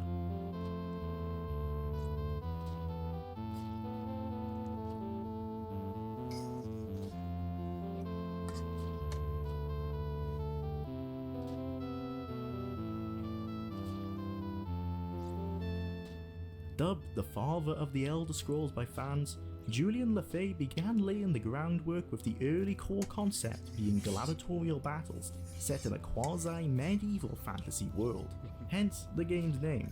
In his initial idea, the player would choose a team to represent, with one notable option being called the Blades, which as we know would later become the name for the Emperor's personal bodyguard and spy network. Not long into development, Bethesda wanted the game to be so much more than just a Colosseum-based tourney. Taking inspiration from a variety of classic first-person computer role-playing games, LaFay's new plan was to take the limited mechanics of these so-called dungeon crawlers and expand them into an immersive world comprising of towns, cities, guilds, and vast wilderness. For 1992, this was not only ambitious, but by many within Bethesda, it was thought to be impossible. I mean, the main consoles at the time were the SNES and the Sega Genesis. Even Doom was only a twinkle in John Carmack's eyes. So what LaFay was proposing must have sounded like a skooma-induced hallucination. Regardless, work pressed on. LaFay's project was greenlit by management and his team grew. Just 1 year into development and disaster had already struck, with the unforeseen release of Ultima Underworld: The Stygian Abyss. Believe it or not based on this gameplay, but this game blew people away with just how fluid it was. Gone were the clunky mechanics of the dungeon crawlers that inspired LaFay, replaced with true 3D environments, with praise from critics for the immersion these offered. The team was dismayed by this new game's popularity, partially due to it being more technologically advanced than their alpha builds. But still, they continued with the original plan, as they had a card up their sleeves that Ultima Underworld hadn't played. That being the Elder Scrolls' main strength all these years later, its scope. They had created a massive world with countless cities, towns and dungeons for the player to explore, in addition to its unique lore, introducing the continent of Tamriel and its many races. Despite Bethesda's inexperience with the fantasy genre and anything of this scale, in 1994 gamers could lay their hands on the first game in what we would know as the best-selling Western RPG franchise of all time. Arena was groundbreaking. Using procedural generation techniques, the player could visit bustling cities filled with NPCs, guilds, stores and taverns. They could travel a huge world, strolling through villages and towns looking for work and tips about the main quest. Or they could delve into deep and challenging dungeons. While it missed its vital release date of Christmas 1993, instead releasing in the far less desirable spring of 1994, it still continued to sell well over the course of the year, garnering a strong cult following. Combining that with the word of mouth around the computer RPG circles, and Arena was a sleeper hit. Due to its inexperienced development, and despite that delay in release, Arena still came with a huge amount of bugs and glitches, a curse that continues to follow Bethesda Softworks to this day. Patches were sent out on floppy disks fixing the majority of them, but in true Bethesda fashion, many were left to the community to fix in unofficial patches. While clunky by today's standards, the game was praised at the time for its cutting-edge graphics and interactivity, and if you've played it, you'll know just how dire the RPG scene must have been at the time. Look, I enjoy Arena. Really, I've actually been binging it since picking it up for this review, but boy oh boy is it unintuitive. Regardless of this, Arena was a landmark title in many ways, but also quite lackluster in others. It was one of the first games to combine first-person role-playing with immersive sim design, but it could often feel more tedious and annoying than engrossing and fun. Nonetheless, the foundation for an amazing RPG series was there, and the development of a sequel began immediately after the surprising commercial success. This may have had something to do with this kinda misleading box art, but have no fear. Where Arena failed to deliver with the scantily clad women, Daggerfall makes up for this with some grade A pixelated nudity. After Arena won a Game of the Year award, anticipation for a sequel into the world of Tamriel was running at an all-time high. In September 1993, Bethesda stated that campaign mods for Arena were planned to be released in 1994. While that never happened, the title of the game itself, The Elder Scrolls Chapter 1, The Arena, pretty much implied that Elder Scrolls was intended to be a series, instead of just a standalone game. Over on the Terminator side of the business, Bethesda had developed an in-house engine to rival id Tech's first-person shooter offerings. The X engine first displayed its modern features in Terminator Future Shock. Two impressive results, introducing a WASD control scheme and full mouse look, as well as complex, fully 3D levels. I've gotta say man, as a fan of classic shooters like Star Wars Dark Forces and of course Doom, Quake, Hexen and so on, this game looks awesome. I actually really need to check it out. With this new 3D engine, LaFay's concerns over Arena's single plane of movement were removed. They now had the tools necessary to create the Elder Scrolls of their dreams. Okay, up until this point, all the information given in this video is pretty much common knowledge for the hardcore Elder Scrolls fans like myself. But wanting to do this series right, I've been on a journey back in time. I've been trawling websites deep down in the web archive rabbit hole. During my adventures into the glamour of the late 90s internet, I have discovered a gem, an essay by fellow Elder Scrolls fans Frank Schlob and Moritz Ernst Jacob. I'm sorry if I butchered those pronunciations. This essay brings together a ton of interviews and magazine articles written over the 2-year development of Daggerfall, including interviews from Julian LaFay and other top employees at Bethesda. All of my sources will be in the description, but I've taken out the key elements for this video. After Arena's release, lead designer Ted Peterson immediately began working on the story for the second Elder Scrolls game. Inspired by English literature such as Hamlet, he aimed to develop a plot that would unfold more and more throughout the next 2 years. Additional inspiration, especially for quests, came from a Dungeons & Dragons campaign that Peterson and his co-workers were playing around the time. Inspiration also came from other tabletop RPGs. For example, the idea for vampire clans in the Elder Scrolls came from a game of Vampire the Masquerade. Peterson aimed for a pen and paper like RPG experience, with a story that wasn't determined from the beginning, but would change according to your decisions, like a complex series of adventures leading to multiple resolutions. While Arena paved the way for a generic fantasy world, Daggerfall would flesh out the details in a more narrow geographic part of the world. For his story, he focused more on the history, characters Approaching and the Stargate. politics and intrigues between them. There is no big showdown at the end. Peterson believes that the players should do what they want and when they want to. He even read all of the fan letters written to him regarding a sequel to further guide his process. The team were working hard on creating content for Daggerfall, and already by summer 1994, they could present the first results at that year's CES convention. An early idea set the game in and around Mournhold, the capital city of Morrowind province, but this was soon scrapped with the new location of the Iliac Bay and its surrounding countries. Daggerfall had no solid announcement as is typical today. Instead, information was leaked every now and then, and until Bethesda decided that Daggerfall was showable enough to make more buzz around it. This point was reached in late 1994, and kicked off with a Computer Gaming World magazine cover story about Daggerfall. Shortly after the article was published, Bethesda showed a trailer for Daggerfall at the Winter CES in 1995. This trailer explained parts of the story and showed Bethesda employees as well as staff of a local theatre group, supplemented with animated scenes. Rendering was done on a Silicon graphics station to ensure sufficient quality. Publishers by that time were eager to have games in an interactive movie style, with lots of cutscenes telling the story throughout the game. PC Games magazine pointed out that actually RPG fans weren't looking for interactive movies, but instead good gameplay. Even so, publishers tried to be fashionable and implement this new technology that was shown off in the Wing Commander series and would later become an integral part of the Command & Conquer series. The first wave of reports in magazines covered almost everything that would ever be said about Daggerfall in previews, showing how Daggerfall's development was a lot more straightforward than Arena's. These reports, however, did also show just how ambitious Bethesda was with Daggerfall, with some of the claims not being fully implemented or missing altogether. These reports talk to features like 18 pre-made classes and the possibility to create your own class. Yep, more than possible.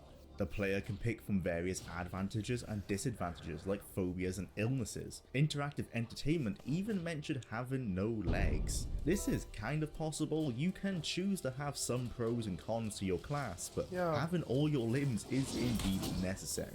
The player can choose popularity among certain factions. Yes, you can choose your popularity in the character creator and change them in-game by performing quests. The player can become a vampire that can't act in daylight but has improved stats at night. Being a vampire will also make people react to you correspondingly. Yep, this was the first game to introduce vampires into the Elder Scrolls, and they behave as you would expect.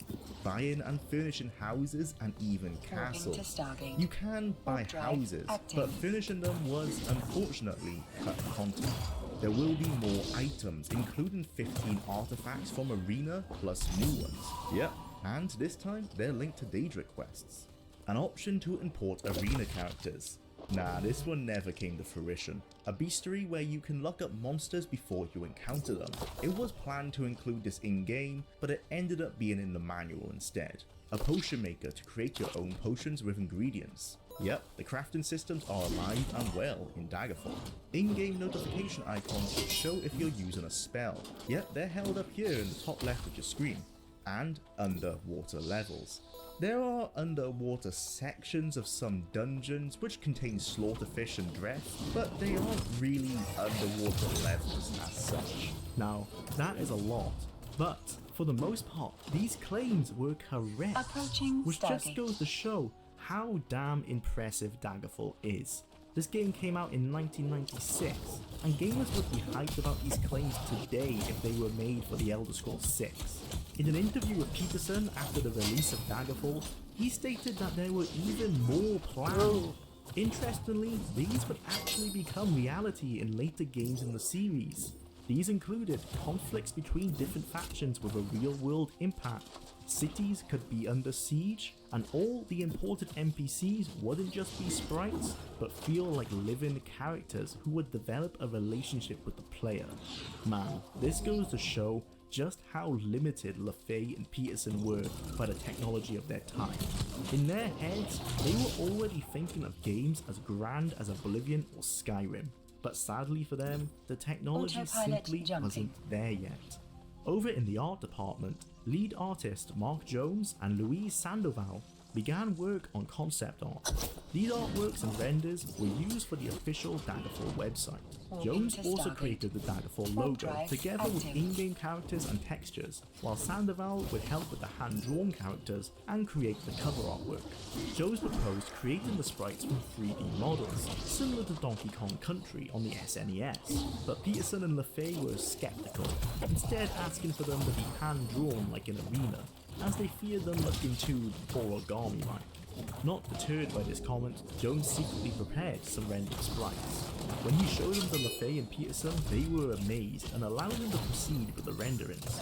Even so, a great deal of the sprites were already drawn by hand, resulting in Daggerfall having a mix of rendered and hand-drawn graphics. Mark Jones described his impression of Daggerfall's art style as mixed, but not surprising due to the fact that over 2 years of development, only about 3 artists remained in Bethesda, with high employee turnover meaning that 20 different artists worked on Daggerfall.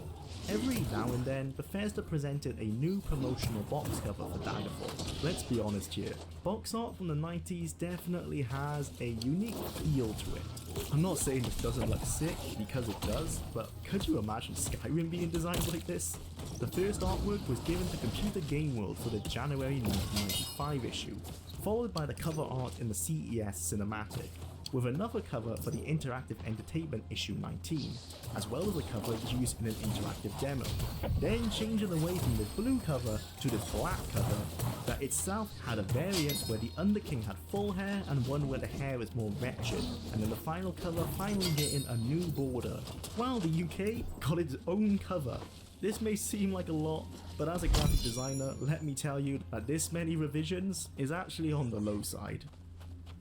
In the 90s, fear over entertainment media causing violence in teens was at an all-time high. No longer was it metal music being the spawn of the devil, this time it was those goddamn video games. The result was the ESRB rating system, which would later be a cause of concern for publishers, with a high rating making them believe it may affect sales. Of course, GTA and Call of Duty later disproved this theory, but in the 90s it was a legitimate concern, and Daggerfall was not able to escape these new rules. As an anecdote, Ted Peterson mentioned the rating system in a later interview. I got a questionnaire for Daggerfall, which was obviously made for much simpler games. It asked questions like, is there nudity in this game? Yes. Is there bloodshed? Yes. Can an innocent person be killed? Yes. Can there be a reward for killing an innocent person? Also, yes. Needless to say, we got slapped with the worst rating for a game.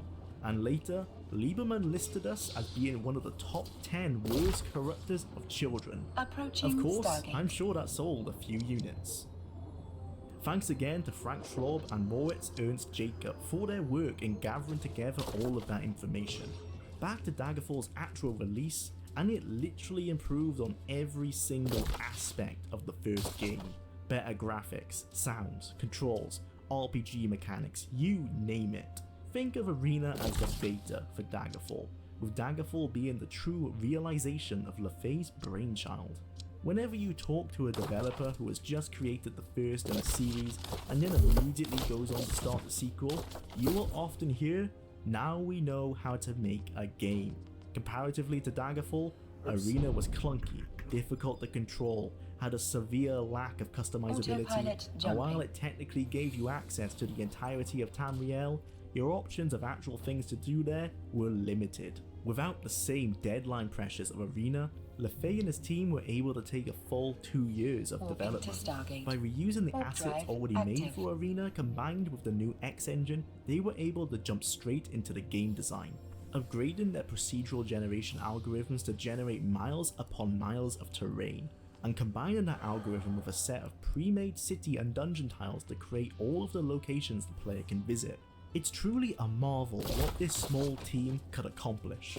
With an option for a simple UI and built-in mouse luck, a relatively unusual inclusion in an RPG for the time, Daggerfall is the first game in the Elder Scrolls series that controls like a modern game, making it still playable today even for newer gamers.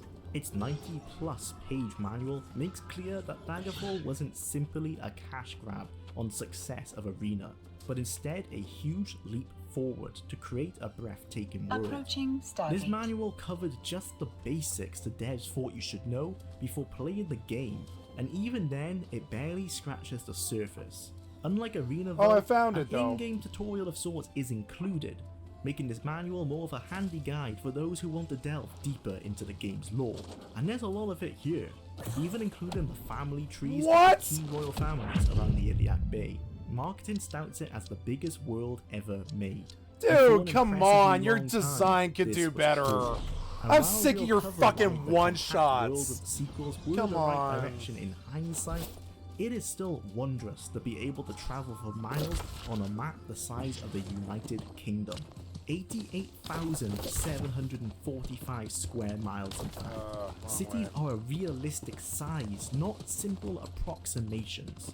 They house thousands of NPCs with multiple guild options, Autopilot split into jumping. temples, knightly orders, mages guilds, and so forth. It's because my gear So was large broken. was Bethesda's ambition that gaming journalists at the time worried about the effects such a lengthy development may have, was concerned of feature creep due to its Warping to station. absolutely colossal Drive 2-year development.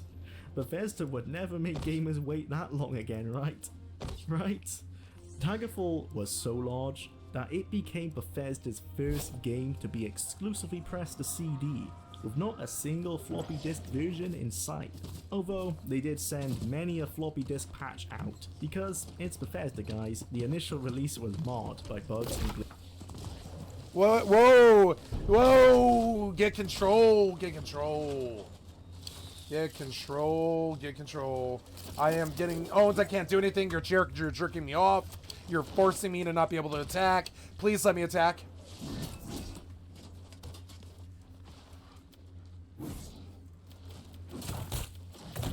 Oh, God. Nope, dead. Approaching station. Okay. Why do you constantly put 5 mobs on me? You don't think that might be unfair? Maybe you should design your game a little bit better.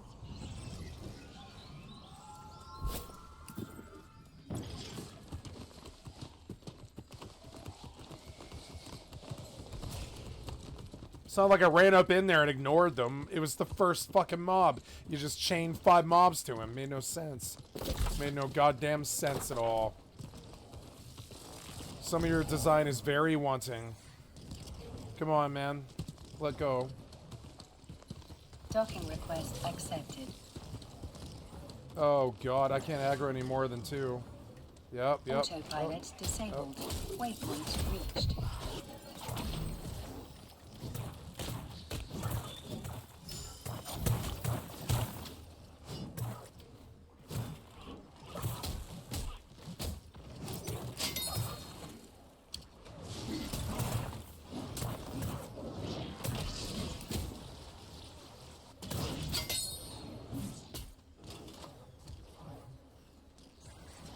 Stupid thing. There, where I need to go is up there. I went all the way to the top and it was down here. So dumb. Ah. Move.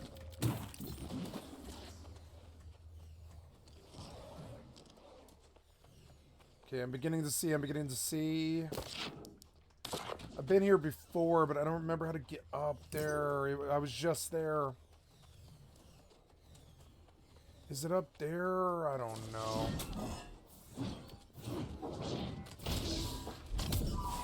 Nice. He dropped a lot of loot. One of the things I like about this game is that they don't really seem to have any issue dropping a lot of loot. Like a lot of it.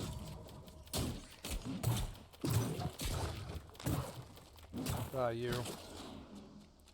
How do I get upstairs? Oh God, the mobs just keep coming.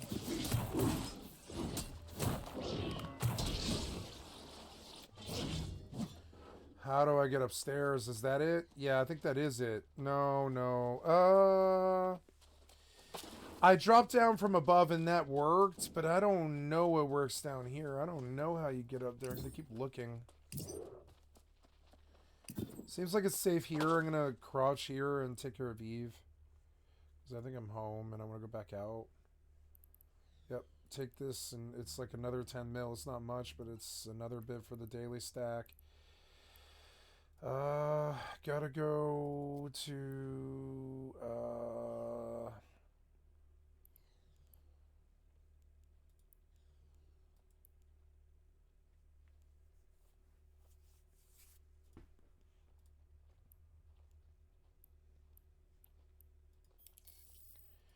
it's pretty far, but I mean,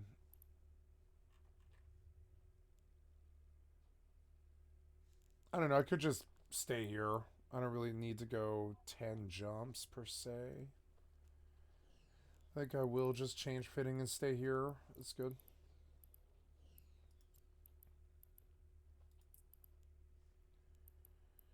Got to make sure the drones are good.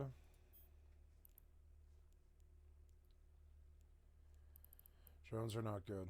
So take the drones out and put the Fed Navy Goblin and the 4 mining drones in there.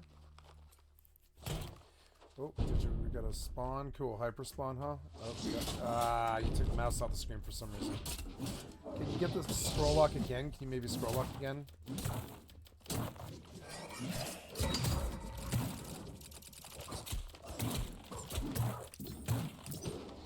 Yeah, now you don't seem to be having any problem.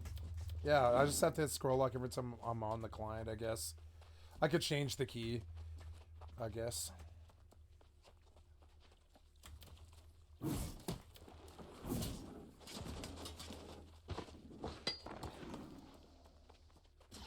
There's a way up, I think. Yeah, hey, it's a way up. Yay.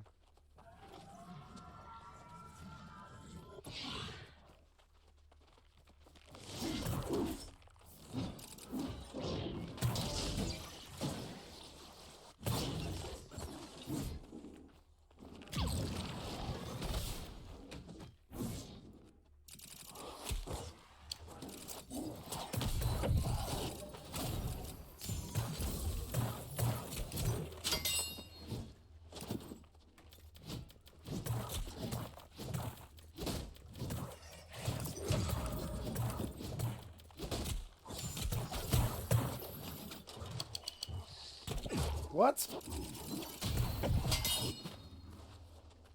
Oh god.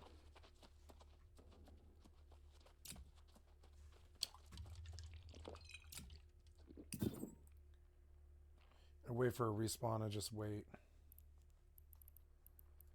Drone base, right? And yep, and then we want to come to here and we want to say save as Regor, yup, save, yes, do not S, yes, update the fitting, and now we're better. Oh, and now I have him attacking me. I will regen myself and sit down, but I will get amp pop here. I should go outside.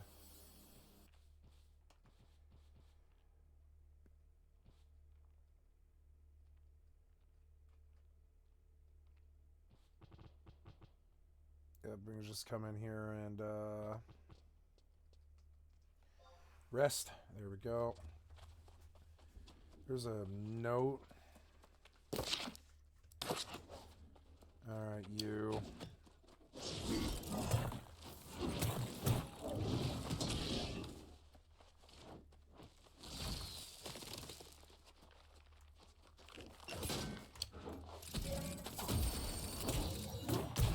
Why am I so hurt?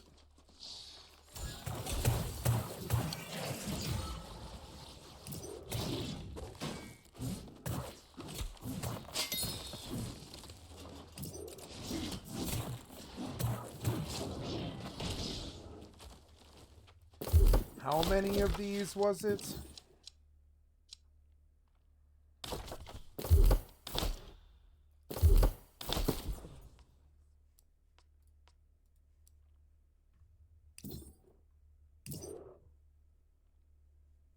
Oh, on block, heal for 50% base health. Okay. Or 5% base health. Defeat crowned lotus enemies in Elysian Wilds. I don't know. I guess the other one is Featherweight, right? Featherweight is the other one I'm working on too. And this one is like defeat Adriana's chosen beast at a Lawfree Purgo when equipped. And I do have to kill one of them, and I've got to defeat corporate enemies in Elysian Wilds with the sword. I see. So I can't be using the mace in here. I fucked up and killed him with the flail in here, and I actually need to kill him with my sword. So now I've got to wait for repops, and that's okay. You know, they repop pretty fast, like more faster than they should, honestly. Excuse me.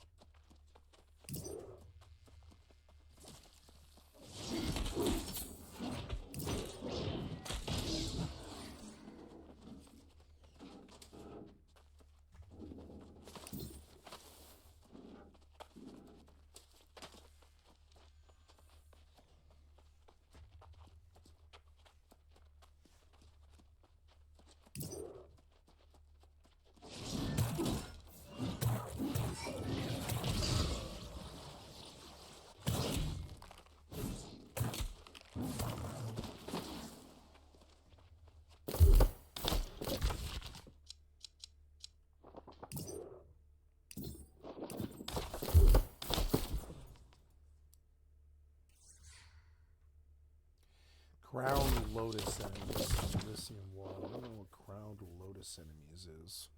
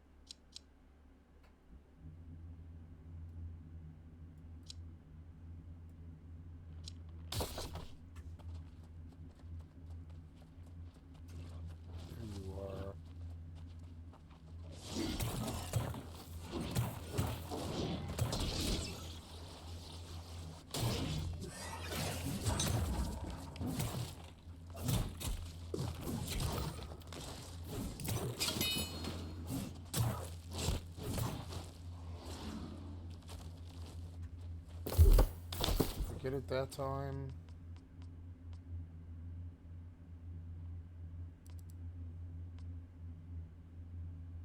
No. When equipped, defeat Adiana's chosen beast at a Lofty Purgo. Oh no, it's yeah, for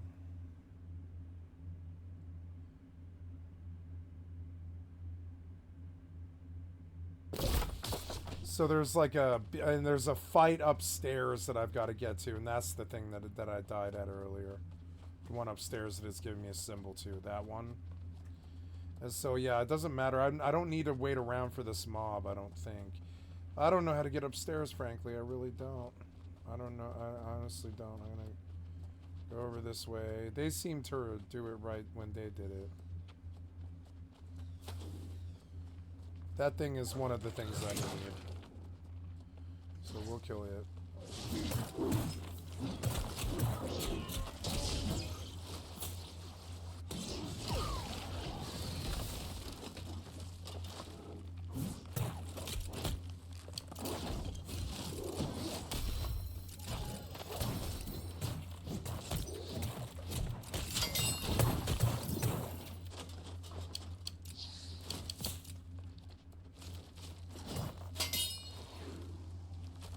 Damn it, I'm not sure I got credit for that. I think I did. I think I did. Yep, I am getting credit, so it's okay. We got to do a lot of killing in here anyways, but fuck knows if I know how to get up. I don't know how to get up. There's a chest down there. I'm going to go down there.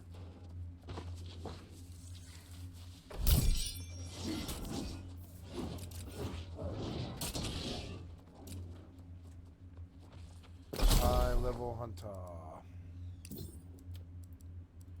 Activity card.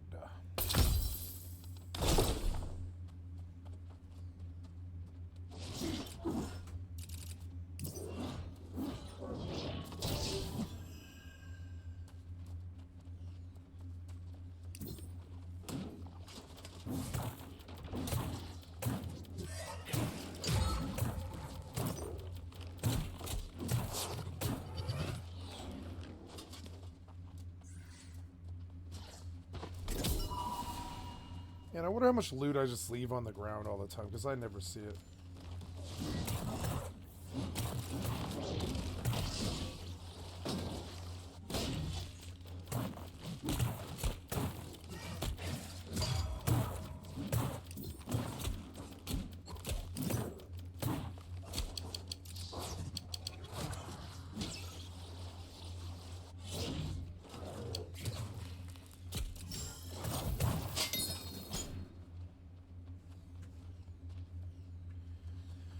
Fucking annoying. How do you get up? It's so annoying. They showed me how to do it, and then I dropped down.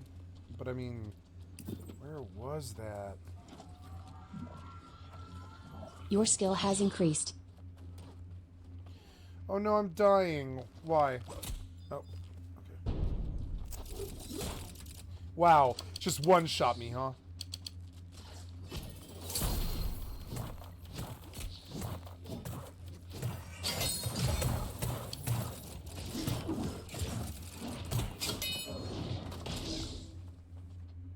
Oh, you're so annoying.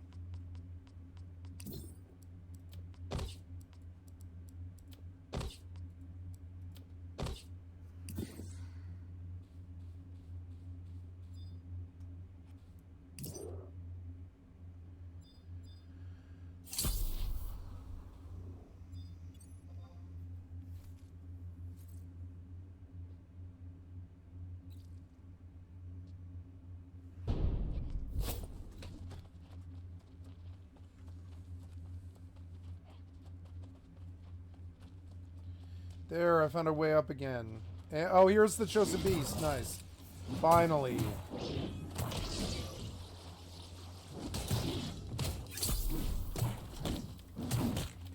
Oh, get out.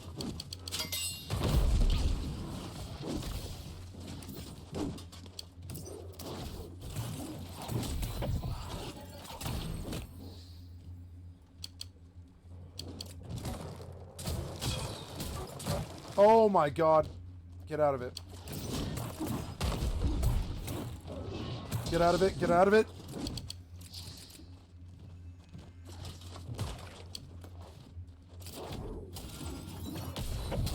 Get out of it.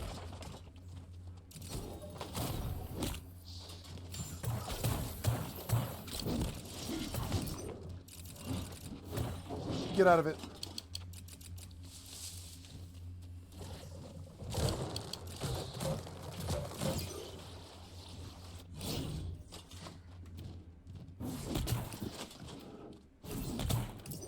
Get out of it. Got him. First try.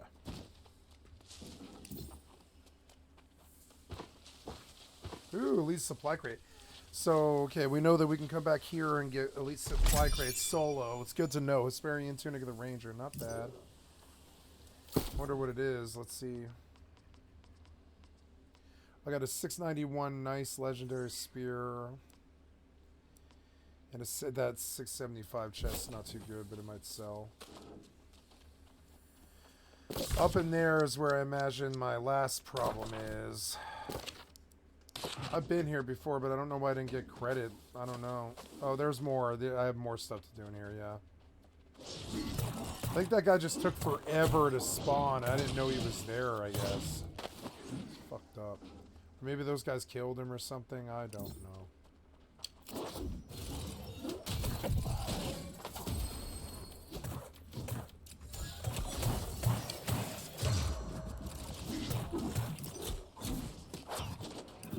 Oh, that hurt. You son of a bitch. Oh, that hurt. You son of a bitch. You erased my potion. I don't want to die here. No. I crit him really big. Ugh. Usually you would have a life staff here, frankly. I need to level life staff. I'm going to do life staff bow. So I can just stand it and shoot things. Who cares? Life staff bow. That's what I'll do in PvP. Life staff bow and I'll heal. Yeah, did your other friend aggro?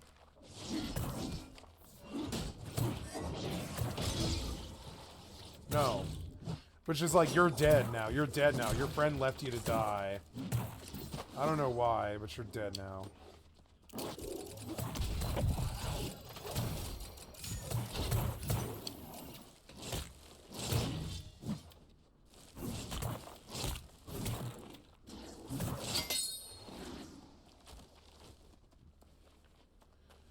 It's like a tiny mithril vein.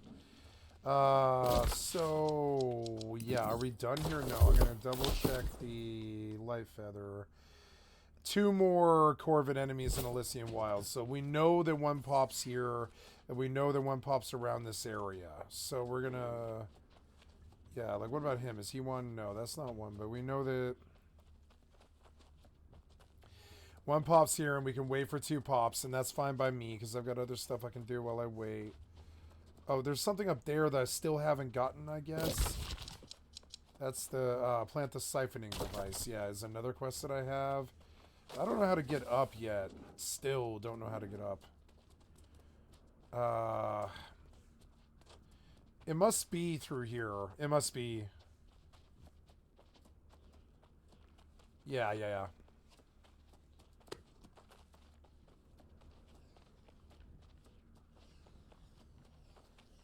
There's another one of the guys I need.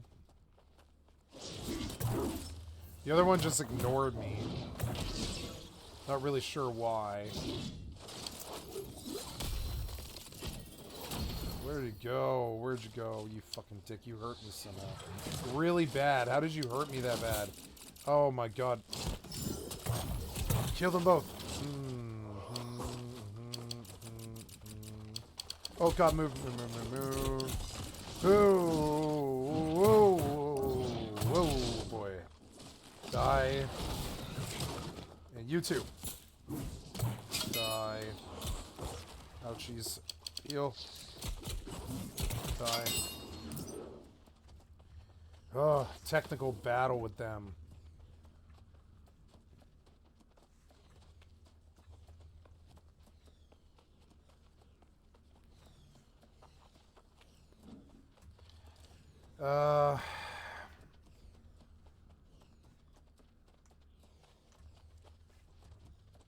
Yeah, but like this doesn't go anywhere else though. Where else am I supposed to go? There's nowhere else to go.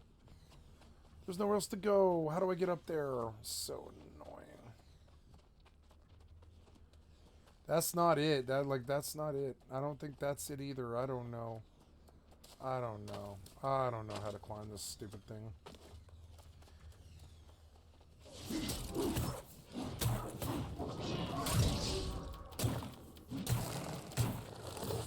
Die, you. I best just staying here, I think. Yep. Yeah, just kill the giant spider. It doesn't care. It doesn't matter.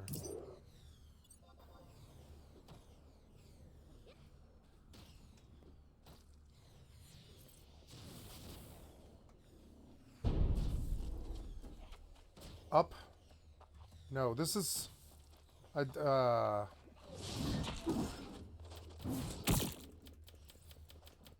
suck. Damn. Die, you. Die.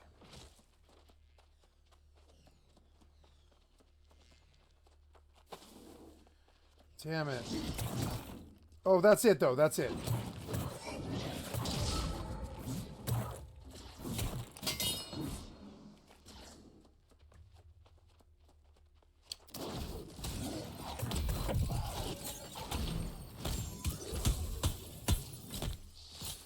Oh, God. Get out of it. Oh, God. Kill him. Oh. Ah.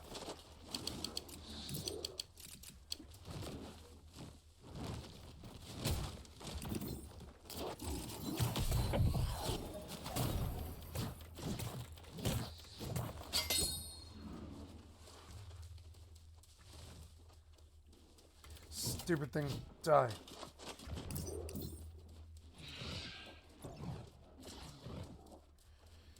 So I jumped down from up here. Oh, Your God. skill has increased. Oh, God, what is that? I need him for something or another. I guess I need him too. Oh, I do. I'm being hit by something. Yeah, just heal. It's fine. I don't know. Get that thing. Yeah, I died when I came in here because I had no idea it was that bad. I had no idea it was that bad at all. I came in and lost to this last time, yeah. No wonder I died. I was just glitched because I fell in on it instead of fighting it right. Okay, well...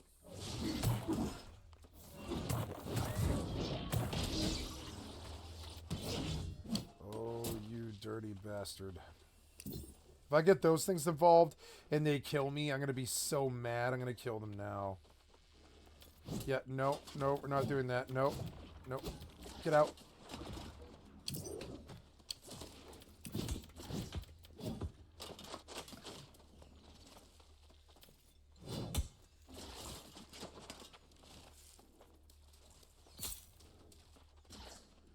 Oh, God damn it, you asshole.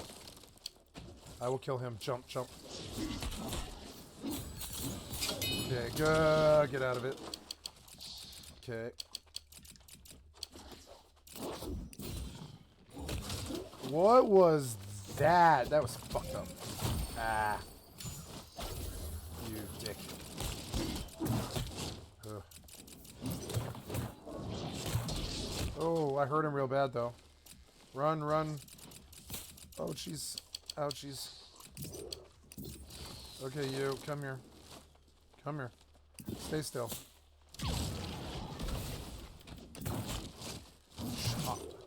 Shot.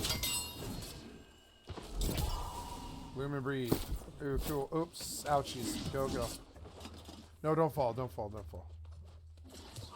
Oh, this is where I died last time. I could have just skipped the corner, but I needed to kill him anyways. Come here, you stupid shaman. I don't want to fight you on the cliff. How did you do that? That was fucked up. Come here, you stupid shaman. Yes, come here.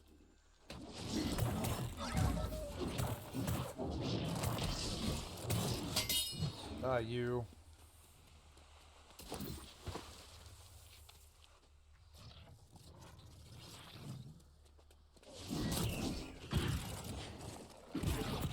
Oh, what?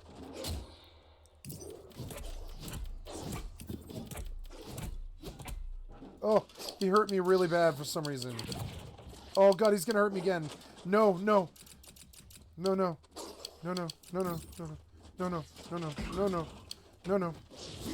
I don't know why it's purple, but...